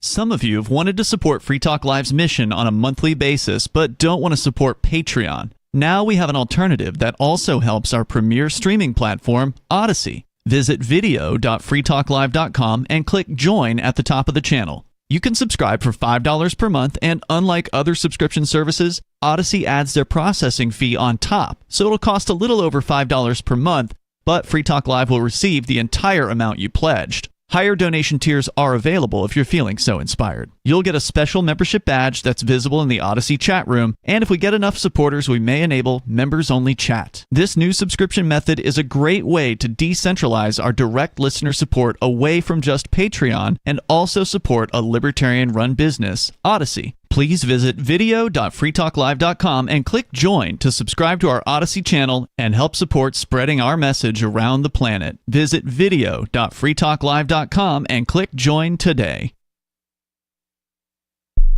The new 4th edition of Healing Our World, The Compassion of Libertarianism will take your understanding of liberty to a deeper level and has over 1,300 updated references, new cartoons, and a foreword by Dr. Ron Paul. With discounts for multiple book purchases, the 4th edition of Healing Our World is a great gift for the liberals, pragmatists, environmentalists, and Christians in your life who think libertarianism is cold-hearted. Get yours today at healing.freetalklive.com and use promo code FTL for a $5 discount. There are lots of ways to listen to Free Talk Live. Our podcast has been around since podcasts began, and now the FTL feed is loaded with content besides our full show archives. Did you know that we make it easy for you to customize your podcast subscriptions? We have different feeds, one that includes only our full shows, one with just the Daily Digest, and our main feed that includes everything. You decide what you listen to. It's quick and easy to customize your feeds at feeds.freetalklive.com. That's feeds.freetalklive.com. The latest episode of Free Talk Live continues with Hour 3 up next after the news here at listen.freetalklive.com. From Feature Story News in Washington, I'm Nick Harper. The son of US President Joe Biden has been found guilty of 3 criminal charges related to the illegal purchase of a gun. During Hunter Biden's trial, there were many witnesses, including from the Biden family, who spoke of his drug use in and around the time that he bought the firearm in 2018. FSN's Caroline Malone reports from Washington. Guilty on all 3 counts, Hunter Biden is now the first son of a sitting US president to be convicted on a criminal charge. Sentencing is due in the next few months. He could be given up to 25 years in jail or $750,000 in fines, although he's not likely to get this maximum given he's a first-time offender. The jury only took 3 hours to deliberate and decide he had lied about illicit drug use when buying a gun in 2018, and that he had 11 days of unlawfully possessing that gun. His father, Joe Biden, said he would not pardon his son if he was found guilty. Hamas says it has given its reply on the ceasefire deal with Israel, saying it has remarks about the proposal. It comes after US Secretary of State Anthony Blinken said the ball was in Hamas's court as he continued his discussions with regional leaders in the Middle East. FSN's Mitch McCann reports. Secretary Blinken's arrival in the Middle East coincided with the United Nations Security Council voting in favour of a US-backed resolution supporting the proposed ceasefire. Hamas says it welcomes the proposal, but Blinken says that response is not conclusive, and ultimately it will come down to, quote, one guy hiding 10 stories underground in Gaza, referring to the group's leader, Yahya Sinwar. It's unclear what Israel's definite stance on the ceasefire agreement is, although US officials are adamant that Israel supports it. US Supreme Court Justice Samuel Alito has been recorded agreeing that America should return to a place of godliness. It comes just weeks after he came under fire for controversial flags that he flew above his homes. The audio was secretly taped by a liberal filmmaker posing as a religious conservative at a private event. FSN's Kate Fisher reports from Washington. In the audio posted on social media, Justice Alito is also heard questioning whether compromise between the left and right of US politics is possible. In a separate recording, his wife, Martha Ann, appeared to push back against having to look at a flag celebrating LGBTQ rights that was flown at a house opposite hers. It comes after reports that the couple flew an upside-down American flag outside their home after the January the 6th Capitol riot. It's a symbol that's become associated with Donald Trump's false claims that Joe Biden stole the election. Justice Alito has rejected calls to step aside from Supreme Court cases involving the former president and the January the 6th defendants. Kate Fisher, Washington. From Bureaus Worldwide, this is FSN. With FSN Spotlight, I'm Simon Marks. Today, what to make of the weekend resignation of Benny Gantz from Benjamin Netanyahu's war cabinet. The move came just hours after 4 Israeli hostages in Gaza were rescued in a military operation that the local health authorities claim cost 274 Palestinian lives. Mr. Gantz, a former deputy prime minister, had previously threatened to leave the cabinet after urging Netanyahu to clarify his plan for Gaza's future. Noga Tarnopolsky is a freelance reporter in Jerusalem. The impact is difficult to gauge this early on. While Benny Gantz and his party never actually joined the coalition, never joined the government, they were only part of the war cabinet. So this doesn't change the parliamentary balance for Netanyahu, which remains a narrow majority. But it could cause a lot of upheaval indirectly, because whereas Gantz and his partners' voices were very powerful voices for moderation and conventional politics, now they're gone. And I think it's very possible that the first thing we'll see is a sharp, radical right-wing turn by Netanyahu's government. In his resignation speech, Benny Gantz called for early elections in Israel. Western governments view him as a moderate, but his success restraining Netanyahu in Gaza has not been particularly evident. With FSN Spotlight, I'm Simon Marks. And the main news again, the son of US President Joe Biden, Hunter Biden, has been found guilty of 3 criminal charges related to the illegal purchase of a gun. Hamas says it has given its reply on a ceasefire deal with Israel, saying it has remarks about the proposal. And US Supreme Court Justice Samuel Alito has been recorded agreeing that America should return to a place of godliness. There's more from us on X at Feature Story. That's Feature Story News. Nick Harper reporting. Everyone in Pennington is talking about it. Something smells like weed in that back part of the library. Head librarian Cookie Stevens and library volunteers Margaret Mosier and Gail Fredericks were in the middle of discussing the upcoming used book sale againza when they smelled something strange. So Doug smelled marijuana somewhere, and we're like shocked. Yeah. And so Doug goes, "Do you smell it?" Without any way to confirm that the smell was indeed weed, Cookie Stevens called her husband Sheriff Stevens, who called in local ceramics teacher Dutch Gibbs, who lived in Seattle for a few months in the 70s. Yeah, that's weed. Sheriff Stevens has begun compiling a list of potential suspects, including that boy Lance, who has girl hair and hangs out down by the quarry, Greg Fromke, who was spotted this evening really going to town on some potato skins at Steaky Jake's Steakhouse, and Mr. Thompson. Luckily, one young reading enthusiast seemed unperturbed by the illicit smell. Yeah, I don't smell anything. I really love the library. The weed smell comes on the heels of last month's discovery of a gigantic pair of women's underpants in the children's fiction section. According to Stevens, that case remains open as well. Our Matrix server is about as free as internet chat can be. Join the existing rooms or create your own at chat.freetalklive.com.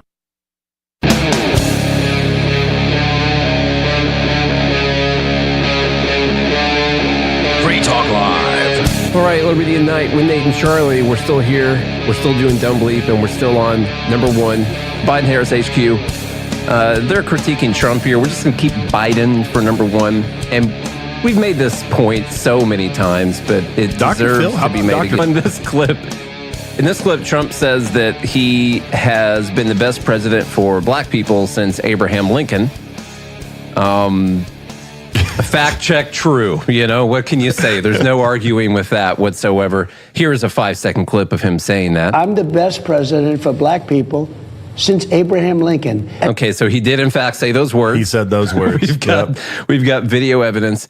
The Biden-Harris headquarters official Twitter account says this is a blatant lie. Trump presided over record black unemployment. Black unemployment reached its lowest level ever recorded in history under President Biden. Once again, we're left at the point in time where we say that record black unemployment was during COVID.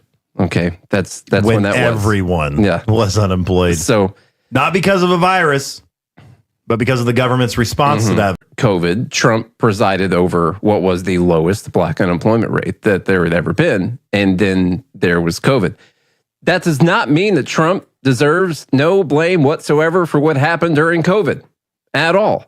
The only reason that we ever make this point is that it is dishonest for Democrats to use Trump's COVID economy numbers, because that implies that if Democrats were in power during COVID, that they wouldn't have allowed the country to shut down, that they would have told state governors that they couldn't close businesses, things like that. They wouldn't have put people out of work. They wouldn't have had the biggest spending package that ever happened. No, the media would actually tell the truth. If it was Democrats, that's what would the media would actually come out and be like, well, there was a pandemic. If it were Democrats, they wouldn't have released the virus in the first place. That's the actual answer. Yeah. Mm-hmm. So maybe it wouldn't have happened if we wouldn't have had Trump. Yeah. Yeah. So I did bring it up. If you want to see the numbers and stuff like that, Trump did hit record low unemployment. And then I guess it went to record high unemployment. I actually didn't back up and make sure it was record, but it might have been. And then Biden got it down a little bit lower. Trump's was 5.3. Biden got it down purely just through sheer tyranny of will. He put it down to 4.8%. And right now, actually, the black unemployment rate is higher than it was under President Trump. Under Trump's lowest. Right, under Trump's lowest, yes. Not like his average or anything like that. So anyhow, you can see most of his presidency is trending down. Yeah. Which take the unemployment rate for what it is, right? Okay, we know that they stop counting people when they stop looking for work and blah, blah, blah, blah, it's blah. a fake number. It's a fake number. Yeah. Okay. But we consistently use the same fake number, so I guess we'll always use, you know. That's what I'm saying. Just take it with a grain of salt. You can see during his presidency it was trending down, and then obviously spiked during COVID, and then was trending down again, and kept that same trend until the middle of Biden's term, and now it's starting to go back up. Yeah.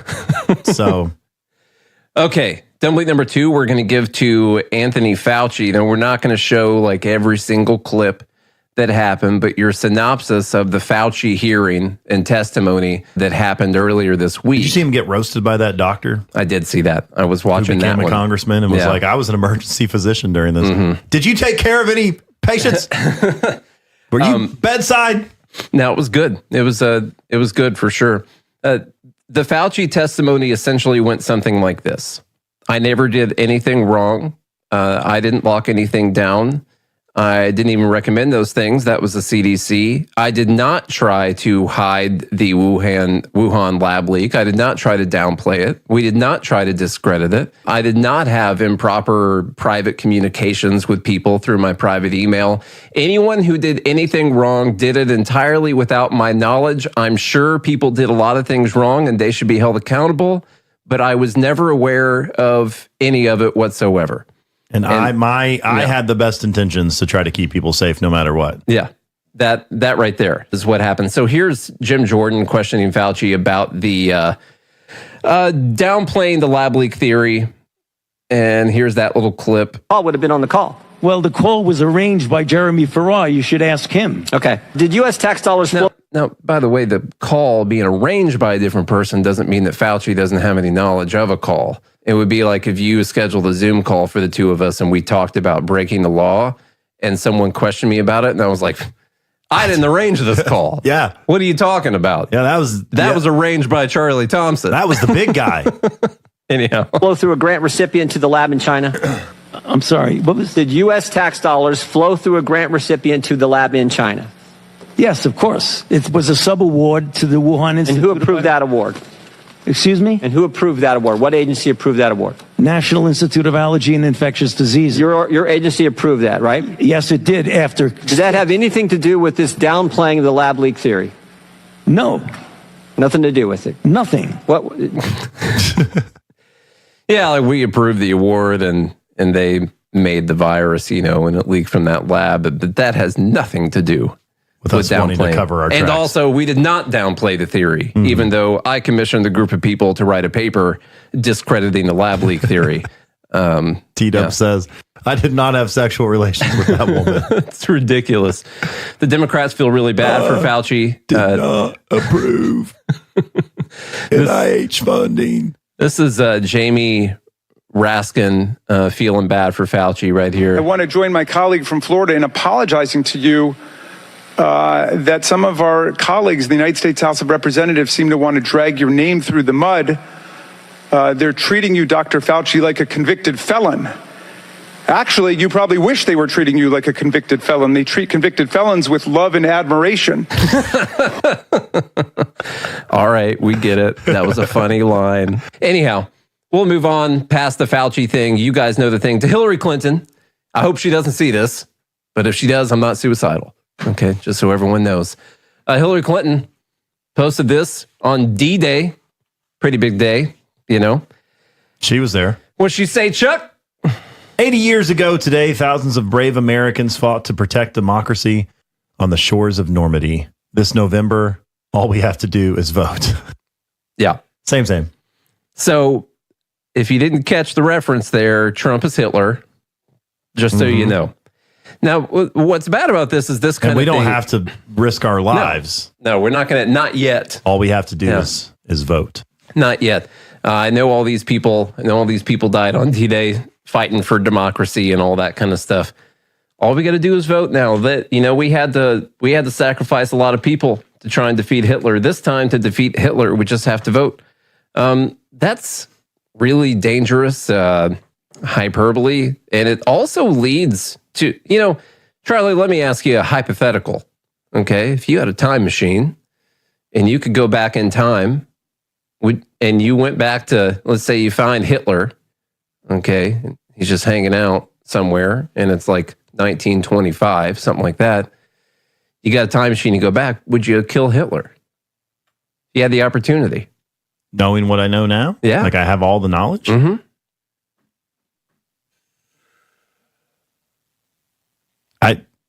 That's a tough question because he hasn't committed any crimes yet. But he's going to. Oh. I think still you have to wait. You would allow the Holocaust to happen. No.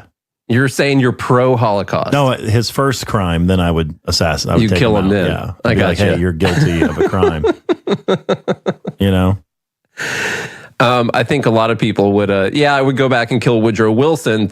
I literally had this thought the other day. Thank you. No, you want to go back and kill Woodrow Wilson. Then you don't have to worry about Hitler. And you don't even have to worry about World War II. And you don't have to worry about the Fed or the income tax. A lot of other things, terrible things. The Senate being 17th voted. Amendment that happened while he was in office. I think so. Yeah, a lot of terrible things that happened while the worst president ever was in office. So, Amanda would go back even further. Okay, baby Plato. That's who she wants to kill. The problem is most people who are not trying to be difficult on air would say, yeah, sure, I'd take out Hitler and save all those millions of people to prevent it from happening. I had to think about it. And so the thing is, once you make Trump Hitler, wouldn't you at least try to prevent him from winning an election? I mean, at the very least, I'm not saying she'd try to kill him or anything like that. But wouldn't you at least try to fix an election to keep him from getting it? Yeah, you would. So it leads to a lot of stuff. The proposed community notes on this, which I haven't rated yet, they're not showing the people, were really funny. I want to show you. This one says, voting in November will have no impact on the Nazi occupation of France in the 1940s. It is time that we fight back against the Republican war against reproduction. Hey, the men are speaking, Elizabeth. Shut up. We didn't say you could say anything. There we go. I don't know why that started playing. Voting in November will have no impact on the Nazi occupation of France in the 1940s. Another one says there's no evidence Germany has invaded France again, so we do not need to vote to protect democracy on the shores of Normandy. Pretty funny stuff. That's good. Good stuff. Those are ones you added? No, I didn't add them. They were just available options on there that aren't showing the people. Let's take a moment to speak to some of the people who think we should have our kids say the Pledge of Allegiance in their classroom. What do you think about that, first off? I don't think you should force anybody to do anything. Yeah. I also don't think we should have a Pledge of Allegiance. Yeah. It's like a pretty statist thing to do. I don't want to pledge allegiance to our country when they're doing terrible stuff. Pretty Handmaid's Tale, isn't it? How terrible that is. I've never seen it. For the girls. I haven't seen it. Yeah. A Maryland elementary school is trying to force students to say the pledge. It's not really the biggest, craziest, dumbest story here, except for the fact that it's not only illegal in the state of Maryland, it's also been found to be unconstitutional already by the Supreme Court. But they're already trying to threaten students who don't want to say the Pledge of Allegiance at this school. This follows a long line of schools trying to do this, like a Texas school expelling a student for refusing to stand for the pledge. It's literally been unconstitutional for a long time.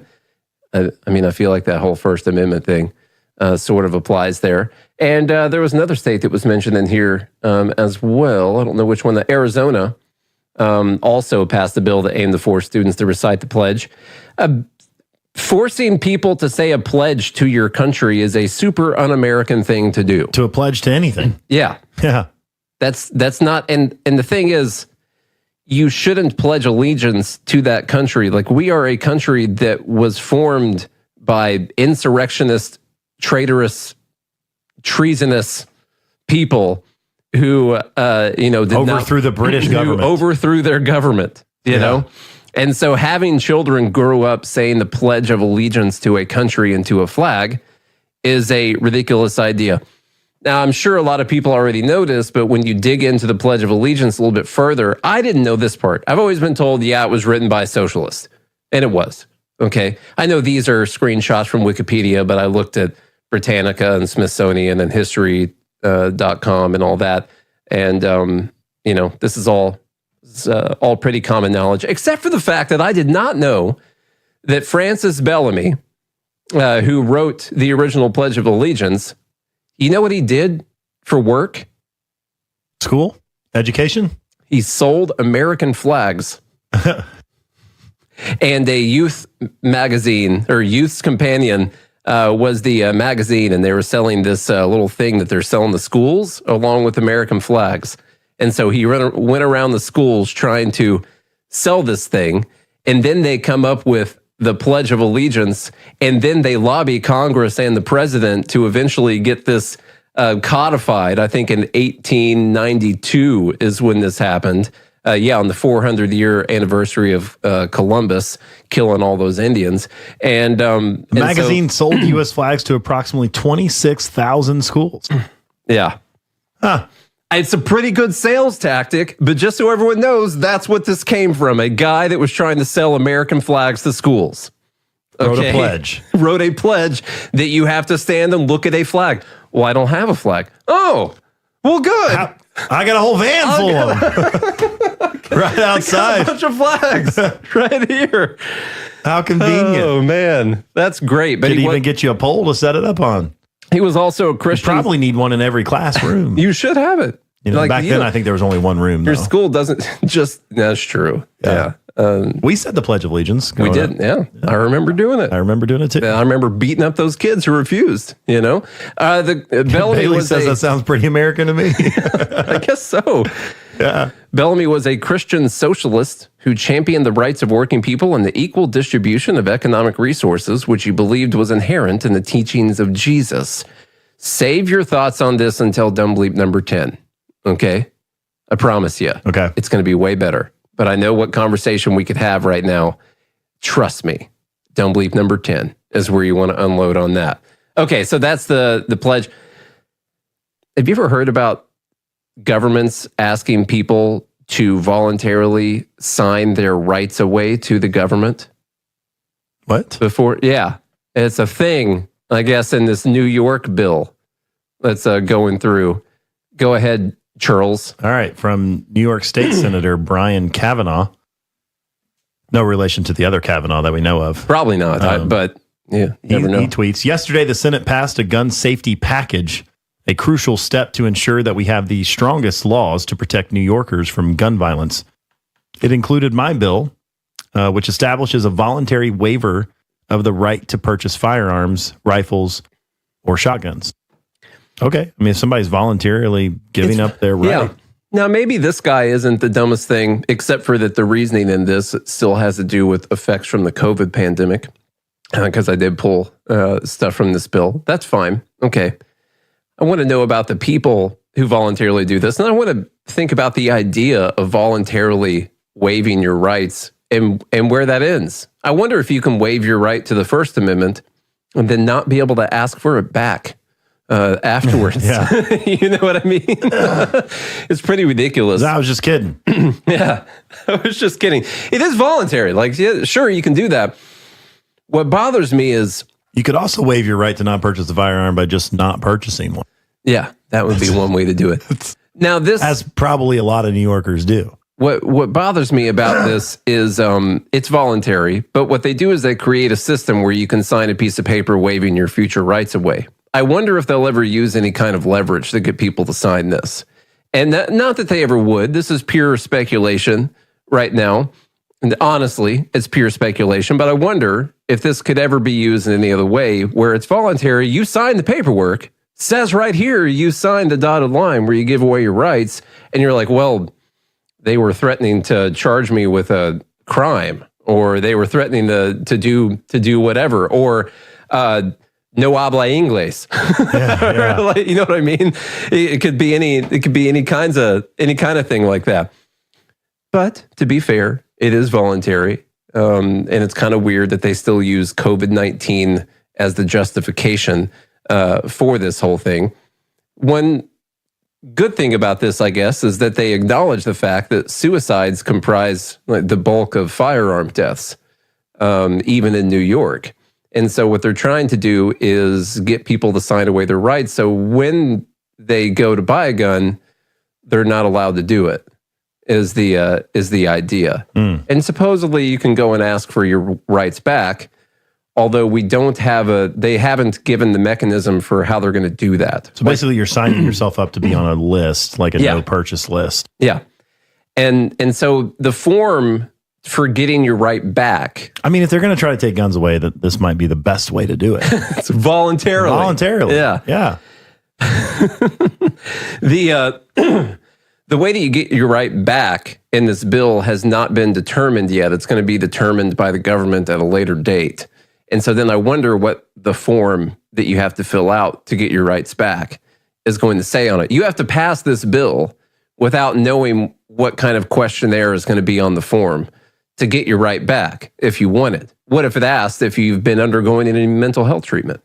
Yeah. What if in New York they have an apparatus where they study your social media use and the kind of things that you post on social media, which they do, and they ask you about those? Because then there's also a felony conviction if you lie on the form to try and get your rights back after that. And so rest assured there's a way for them to try and screw people over when it comes to this. Yeah. Okay? I'm not a fan of voluntarily giving your rights away at all. I'm also not a fan of putting 10,000 people out of work by passing a higher minimum wage, which is what California apparently. You're happy, aren't you? I don't feel bad. You're happy, I can tell. Is it if it's not the consequences of our own actions? What I hope. I feel bad for the people that lost their jobs. I do. What if they supported the minimum wage going up? Then I don't. Yeah. That's how I feel too. You're a product. You made your bed. Sleep in it. Problem is your bed is now outside. Go ahead. California fast food restaurants have slashed nearly 10,000 jobs because of the state's new $20 minimum wage as struggling franchises cut labor costs and raise prices to survive, a major trade group said Thursday. Who would have predicted such a thing? I'm shocked. The right CABIA, which is the California Business and Industrial Alliance, slammed Democratic Governor Gavin Newsom for pushing through the law, which went into effect April 1st, and was blamed for forcing one beloved taco chain to shutter 48 locations in the state last week. Oh, the beloved taco chain. California businesses have been under total attack and total assault for years. Is it Del Taco? Is that who it is? I don't know. It's not. I haven't beloved this taco chain, so I didn't figure out who it is. Okay. It's just another law that puts businesses in further jeopardy. Several major chains, including McDonald's, Burger King, and even low-cost favorite In-N-Out Burger, jacked up prices to offset the higher wages. Many had to cut employee hours and some have expedited a move to automation. Interesting. So this is clearly what was going to happen afterwards. We have, since the law went into effect, we have 10,000 fast food workers that have lost their jobs. Magically and coincidentally, those are fast food workers whose minimum wage just went up to $20 an hour. And now 10,000 of them have lost their jobs. And their minimum wage now went to zero. Yeah. Now they don't make anything. They make nothing. Great job. They were making 15, and now they're making zero. Not only that, prices are going up on things as well. And that's not like a massive jump in prices, but people have already been reporting 8 to 10% increases in prices at these fast food chains in California, which is more than the food prices have been going up around the rest of the country. These are predictable results, and you can't really feel too bad unless there are people who did not support this minimum wage hike, who knew the economics of the whole thing, who also lost their jobs because they were not able to voluntarily work for a lower wage so they could keep their job. That's one of the biggest problems. What if someone said, hey, if you're going to fire me because you can't pay me $20 an hour, well, then pay me 15. I'd rather be making 15 than nothing. And they're like, I can't. It's illegal. Yeah. I can't do that. And so instead that person gets fired. That's great. That's awesome. Except it's not. Okay. So much dumb, so little time left to discuss all of the dumb. We've got a little bit more left to go. We're almost there, and then the Fed Haters Club is going to be voting on the dumbest bleep of the week when we get back. This hour of Free Talk Live is brought to you by Dash Digital Cash. Dash is the cryptocurrency designed to be used for spending. Tired of the ever-inflating US dollar? You can live your life on Dash instead with some handy websites. BitRefill.com has been accepting Dash for years and has a ton of big-name retailers and brands including grocers, gas stations, phone refills, Amazon, and even prepaid MasterCards. Plus, many of their gift cards are available at a discount. But what about paying your bills? Spritz.finance can do that, and they can send dollars to your bank account in case you still need those for some reason. Dash is one of the oldest cryptocurrencies and is widely available on exchanges, including the decentralized Maya protocol, and in multi-crypto wallets. It's easy to get and use Dash. Start by learning more at Dash.org. Thanks to the Dash DAO for sending us 32 Dash per month to promote Dash on the air. Visit Dash.org to learn about Dash. Dash.org. From Feature Story News in Washington, I'm Nick Harper. The son of US President Joe Biden has been found guilty of 3 criminal charges related to the illegal purchase of a gun. During Hunter Biden's trial, there were many witnesses, including from the Biden family, who spoke of his drug use in and around the time that he bought the firearm in 2018. FSN's Caroline Malone reports from Washington. Guilty on all 3 counts, Hunter Biden is now the first son of a sitting US president to be convicted on a criminal charge. Sentencing is due in the next few months. He could be given up to 25 years in jail or $750,000 in fines, although he's not likely to get this maximum given he's a first-time offender. The jury only took 3 hours to deliberate and decide he had lied about illicit drug use when buying a gun in 2018, and that he had 11 days of unlawfully possessing that gun. His father, Joe Biden, said he would not pardon his son if he was found guilty. Hamas says it has given its reply on the ceasefire deal with Israel, saying it has remarks about the proposal. It comes after US Secretary of State Antony Blinken said the ball was in Hamas's court as he continued his discussions with regional leaders in the Middle East. FSN's Mitch McCann reports. Secretary Blinken's arrival in the Middle East coincided with the United Nations Security Council voting in favour of a US-backed resolution supporting the proposed ceasefire. Hamas says it welcomes the proposal, but Blinken says that response is not conclusive, and ultimately it will come down to, quote, one guy hiding 10 stories underground in Gaza, referring to the group's leader, Yahya Sinwar. It's unclear what Israel's definite stance on the ceasefire agreement is, although US officials are adamant that Israel supports it. US Supreme Court Justice Samuel Alito has been recorded agreeing that America should return to a place of godliness. It comes just weeks after he came under fire for controversial flags that he flew above his homes. The audio was secretly taped by a liberal filmmaker posing as a religious conservative at a private event. FSN's Kate Fisher reports from Washington. In the audio posted on social media, Justice Alito is also heard questioning whether compromise between the left and right of US politics is possible. In a separate recording, his wife, Martha Ann, appeared to push back against having to look at a flag celebrating LGBTQ rights that was flown at a house opposite hers.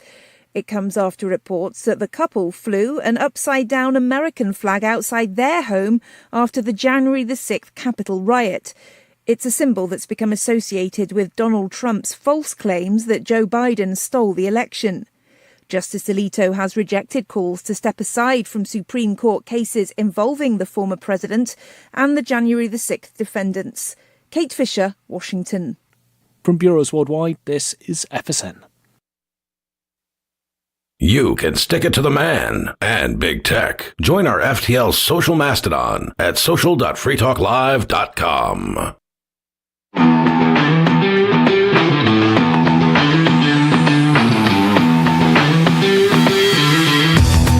It's Liberty at Night with Nate and Charlie on the Free Talk Live network, coming at you from Nashville, Tennessee. Of course, we also have our daily podcast called Good Morning Liberty, which you should go right now and find on your favorite podcast app. 1,267 episodes strong. So, is it 68? 69, 1,269 episodes so far. We're in Dumb Bleep of the Week. We have gone through let me see, 6 dumb bleeps so far. We've got 9 in total. Let's go. Okay, number 7. A little bit more bad economics here. And we'll get into some political maneuvering. This is Neil Cavuto and James Clyburn. What has happened in the last 4 years on student debt, for instance? They can buy a $10,000 desk. Has eliminated, just in public service student loan debt alone, over $60 billion for people saddled with student loan debt. And who's paying for that, Congressman? It's all well and good, but who's paying for it? What do you mean who's paying for it? Who's paying for that? Who's paying for that debt relief? Who's doing it? Nobody is paying for that relief. This is interest. This is not the principal. The principal was paid back a long time ago.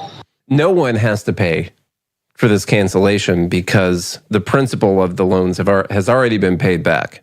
And right now, people are only making interest payments on their loans. Yeah. Because that's typically how I think it works with your house, right? Like you've almost paid off the principal on the house. And you got about 20 years worth of interest that you're going to pay after that, probably. Yeah. Now there's But the problem is the interest is front loaded. Yeah, it is. Yeah. It is front loaded, and student loans happen to have some pretty high interest rates. You know, I think I've got a student loan right now that has like 9.5% interest or something on it. Part of the way the government was going to make money, though. Remember? Yeah, that's the whole modern monetary theorist idea. Well, the government makes investments into the economy that they're going to reap back way more than they put in. Well, and if you actually get an appropriate amount of interest off of the money that you lend out, then you will make money off of the investment if you get an appropriate interest rate off of it, especially when you're paying for something that's not creating a lot of value in the economy, except for people who run colleges.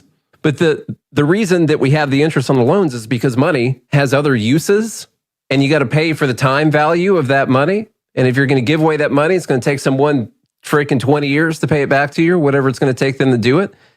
That money, first off, inflation is going to eat away what the actual value of that money was at the time that you used it. And also, there's other things that you could have done with that money, namely, not borrowed it from the Federal Reserve or China or Japan. Or by issuing bonds, yeah. Or by just printing new money and creating inflation in the economy, because the money that they paid out to the colleges, a bunch of it, was borrowed. And we're paying interest on it. And by we, I mean the government.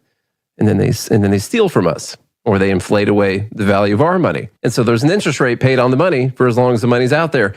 You don't just pay the principal off first and then say, oh, no, there's not going to be any interest, because then you're saying the money borrowed doesn't cost any money. But it does. It does cost money. You have to. Money to, borrow money. That's the only thing that keeps our fake money in check and leaves it with any value whatsoever, is the fact that we have to pay interest on the money. Like, that is the only constraint that keeps us from just going straight into hyperinflation and fully devaluing our money, is the fact that we keep it in check by still borrowing it and paying it back with interest. This guy shouldn't be expected to know that. He's just a congressman for the United States government. Yeah. Go ahead, read what Kathleen Dunn said. She said, who's paying for it, Neil? The same people who are paying for that desperately needed Trump $1.7 trillion tax cut to the wealthiest Americans and corporations. See, this is why we talk about how stupid the rhetoric is from the left. Because people will take their rhetoric, which is dumb, and just regurgitate it as if it's fact. Yeah. There are so many bad economic things that happened in that comment right there. Yeah. We could spend a whole episode on it. Paying for a $1.7 trillion tax cut. I get it. Because there is no way in hell we could ever reduce the amount of money that the U.S. government is spending. It's just not possible. Our whole lives would fall apart. And so therefore, when you steal less money from people, well, that's got to be paid for by other people. The problem is you don't actually pay for a reduction in income. You pay for what you spend the money on. That's where the payment happens. And so you pay for the expenses. You don't pay for income. It's your choice, government, whether or not you want to continue spending all that money. And by the way, 1.7 trillion, that would be a 10-year figure, I'm sure, because that's how we do our figures. What's that, $170 billion a year? Mm-hmm. Yeah. That's around, when people talk about the CARES Act, they're like, oh, the $2 trillion CARES Act. No, the CARES Act was $2.2 trillion. They just rounded that down more than that $170 billion a year that they say the Trump tax cuts are costing people. Anyhow, these tax cuts, by the way, I want to make a point on this real quick. They were good for a lot of people. Like, for instance, my wife, her company paid off her student loans in response to the Trump tax cuts. That's not speculation.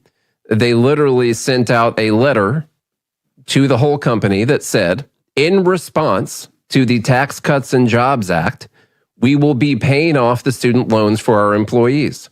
And so then my wife didn't Lots of companies gave bonuses, $1,000 bonuses, $2,000 bonuses. And so isn't that kind of an ironic story when we're talking about student loan debt and all that and talking about the tax cuts, that actually a lot of companies paid off their workers' actual student loans because of the tax cuts. Anyhow, let's move on to something even bigger, which is contraception. Okay? Yeah. Because one of the biggest problems facing our nation right now is that birthing people, that it's going to become illegal. They're actually going to probably schedule it up there with like heroin or something, or fentanyl. I know you haven't seen it, but this is straight out of The Handmaid's Tale. No, I still haven't seen it. No, I can't do that. Pretty soon we're going to require women to wear red dresses, hair bonnets. Here's Elizabeth Warren talking about the Right to Contraception Act, which is something that they failed to get through the Senate because the Republicans the whole name blocked in and of itself, the right to contraception. The birth control was invented in the 60s. How long have humans been humans? Long time. That we know of. Now, I would agree if all this was saying that the government can't pick out this product or service and say that it's illegal for people to purchase it. You know what I mean? Like I would like to see the right to Machine Guns Act, to Fully Automatic Weapons Act, or the right, the Right to Marijuana Act, or whatever, and say the government can't make laws that take away your right to purchase whatever this product is, as long as you're not hurting other people. So that's fine. I'm fine with that idea. The problem is that's not what this act is, because as usual, the government goes a few steps too far, and by right, well, I'll tell you what they mean by right after I'm sorry, listen to Elizabeth Warren talk. I know she tried to cut in earlier. She tried to Karen us way early on in the episode. Shut that down. Here you go. It is time that we fight back against the Republican war against reproductive freedom. It's time we codify the right to contraception into law. I am furious that millions of women have lost fundamental rights. I am furious that their freedom to make their own decisions has been taken away by a small number of extremists. I am alarmed by what the extremist Supreme Court and congressional Republicans are prepared to do to unravel a future of protection for women under a Republican presidency. This is about the right to make decisions about our own bodies and our own futures. It's all on the line, and we need these protections written into law. Okay. For what? Like I said, if it were only... Who's having trouble buying birth control right now? I'll tell you who. We'll jump the gun a little bit here. The people having trouble buying it are the people who are getting it paid for them by the government. And so when a state decides that they're not going to fund this publicly anymore, they have considered this to be taking away someone's right to obtain contraception. Don't just take my word for it. It's in the 2022 bill. Now, they distilled this down into simpler language, but the 2022 bill explained why they wanted to do the right to contraception Right to Contraception Act. Chucky Erection Schumer said, just kind of a funny line here, to the Republicans saying the vote on the Right to Contraception Act is a show vote. This is not a show vote. This is a show us who you are vote. He just said it's not a show vote, it's a show vote. Okay, so that's pretty funny, just on that.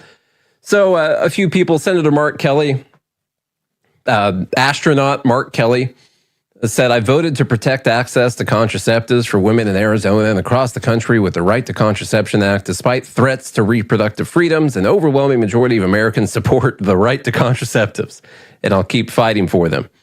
This person says there's a lot of lies being spouted about the Right to Contraceptive Act, but if you read it, you'll see that it's hard to oppose something as simple as affirming the right to provide and use contraception. Don't believe me? Read it. I think we should. I think we should look at some of it. Okay. So just so you know, the two sticking points of this law. If your state reduces public funding for contraception, or even if the government reduces funding to something like Planned Parenthood, who provides contraception, they consider that restricting someone's ability to obtain something by reducing the public funding for it. Okay? Yeah. If your insurance company... you have a right to other people's money. Yes. To pay for your birth control. And by not voting to use other people's money to pay for this thing for people, you don't believe in that person's right to obtain contraceptives. Mm-hmm. That's how this works. And also, if an insurance company, if a provider, a healthcare provider, not just an insurance company, has a moral objection to contraceptives, then that is also in violation of this law. They must be provided, and you cannot restrict or impede someone's ability to obtain these things. Like I said, they explained it a lot better in the 2022 law than in this one. The main points are still in this one, but in the 2022 law, they explained why this was important, which gives you an example of what they'll try to go after. Okay, so they say as of 2022, at least 4 states tried to ban access to some or all contraceptives by restricting access to public funding for those contraceptives. They consider that as trying to ban access. See, when I hear trying to ban access, that means you are not allowed to obtain this medication. Like it if is you go against to the CVS law. and get the medication, cops with guns will show up. Yeah, and can't do force it. you to put the medication back. Or if you get into a scuffle, they'll shoot you or they'll take you to jail. Yeah. I mean, you've seen the war on drugs. Like, this is the war on contraceptives. They'll be fighting out there. Okay. They also say providers' refusals to offer contraceptives based on their own personal beliefs impede patients from obtaining their preferred method of contraceptives. Okay. Go to someone else. So impede is a very important word because they say that you having your own personal beliefs, this includes religious beliefs, by the way, in this law. Where is that? Actually, well, tell you what, just this act applies notwithstanding any other provision of federal law, including the Religious Freedom Restoration Act of 1993. The word impede is important because they say the statutory rights specified shall not be limited or otherwise infringed through any limitation or requirement that impedes access to contraceptives. What is impeding access? You having your own personal beliefs and not offering it under your health benefit plan or through your insurance company, or restricting access to public funding are things that impede access. So when they come out and they talk about how Republicans don't support your right to contraceptives, it's just a bunch of BS. Mm-hmm. That's not all. And why wouldn't they just make a simple law that everyone could get behind on this? Because then it might have passed. And they don't want that at all. Because it's... Despite what they tell you, they don't want things to pass. It's year of our Lord 2024. Okay? We don't want that kind of thing.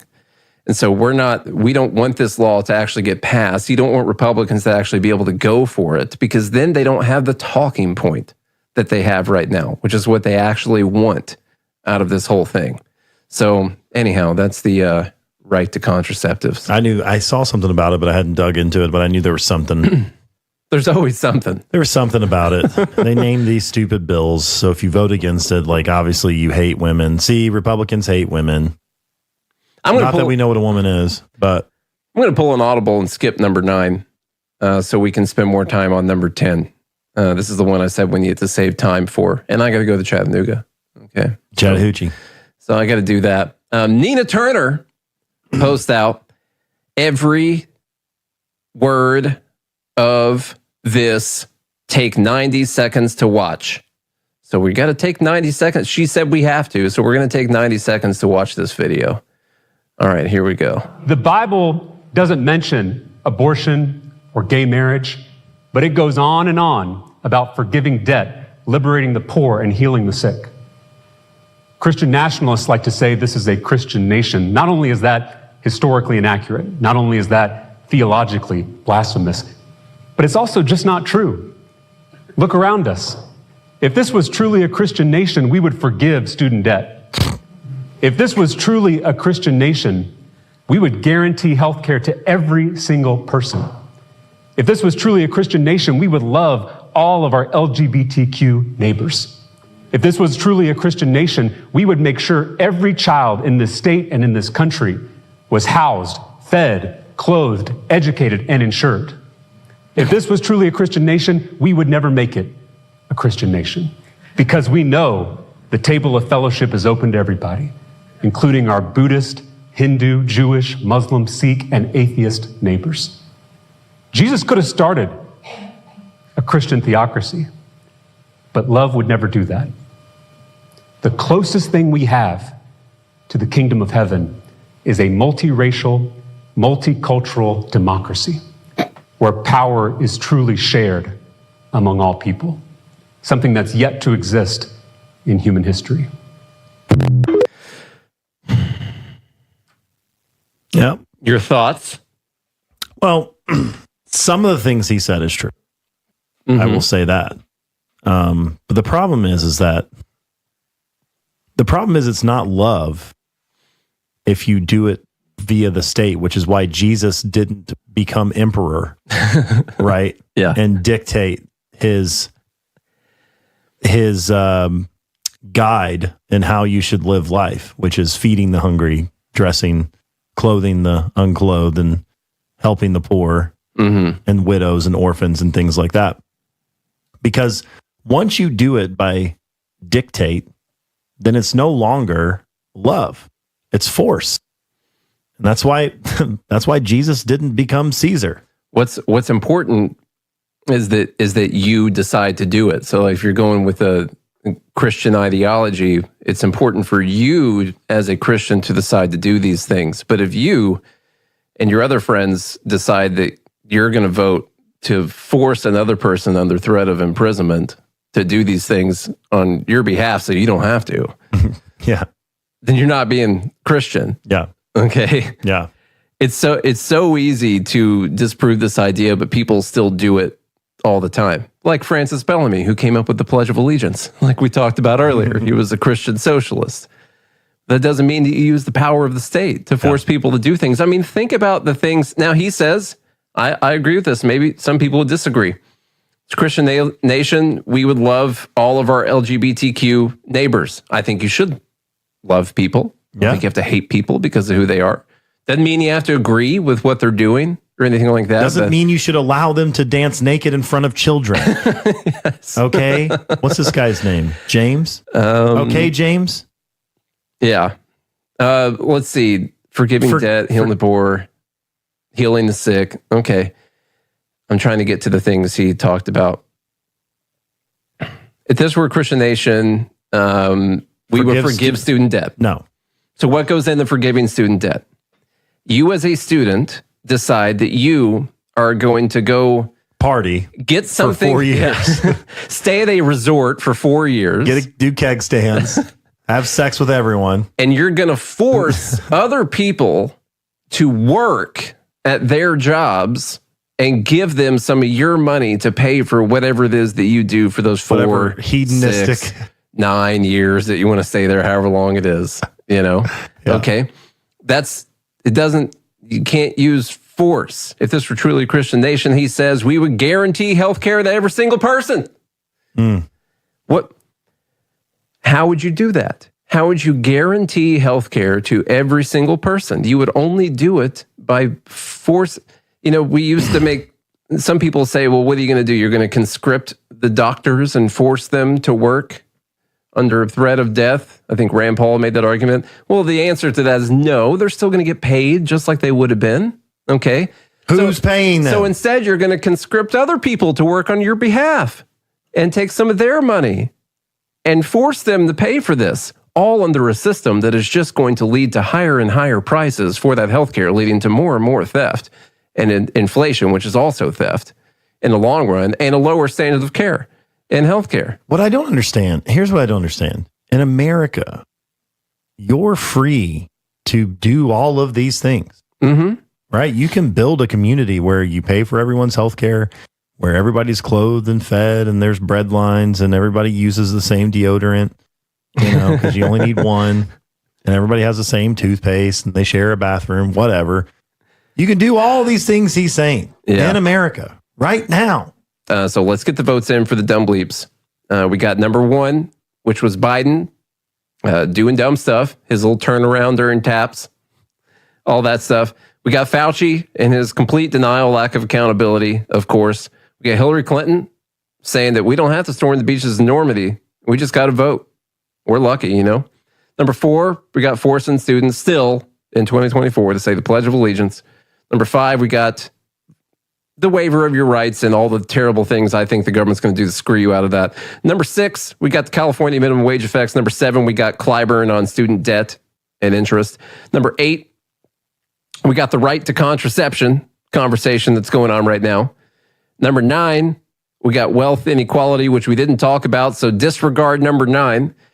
And number 10, we got this Christian nation conversation. Mm-hmm. Everyone, go get your votes in. While you're right voting, now. I got to tell you to go visit all the links in the show notes. Support the sponsors that support this show. That's the free way that you can support us. Just go sign up and see what they say. You never know. It could be something that is fit for you. And you wouldn't have heard about it if you didn't listen to the show. So go visit the links. Go click on them at least. Nate's putting a camera in front of my face. I just decided that I would just hold this phone up. There we go. Go visit the links. So we can see you. Go to GodHatesFeds.com because we know at least people in the Trump camp hate feds. Yeah. So you might as well go join them. Getting yourself a God Hates Fed t-shirt. God Hates Feds t-shirt. Go to goodmorningliberty.us, BernieLies.com, and leave us a rating and review on Apple Podcasts and Spotify. Sorry, I'm having fun with the whole camera thing right now. Yeah. It's actually kind of nice. We should both be in charge of holding in our hands the other person's camera. Coming live. The entire time. It's way more fun. Okay, who is going to win the... Great. That's great. Yeah, you're holding my camera in your hands too. There you go. Who's going to win this vote? Who's going to win the vote? We got 5, 4, 3, 2.5, 2, 1. It's California and their minimum wage. There you go. All right, thank you so much to everyone for hanging out with us, hanging out with Liberty at Night, and hanging out on the Free Talk Live network. And thank you so much to Free Talk Live for carrying this show for us so we can talk to you guys every single Tuesday. And of course, you can go to Good Morning Liberty on your favorite podcast app and listen to 1,269 episodes. If you don't do that, though, you'll still hear from us again next Tuesday night. We'll see you then.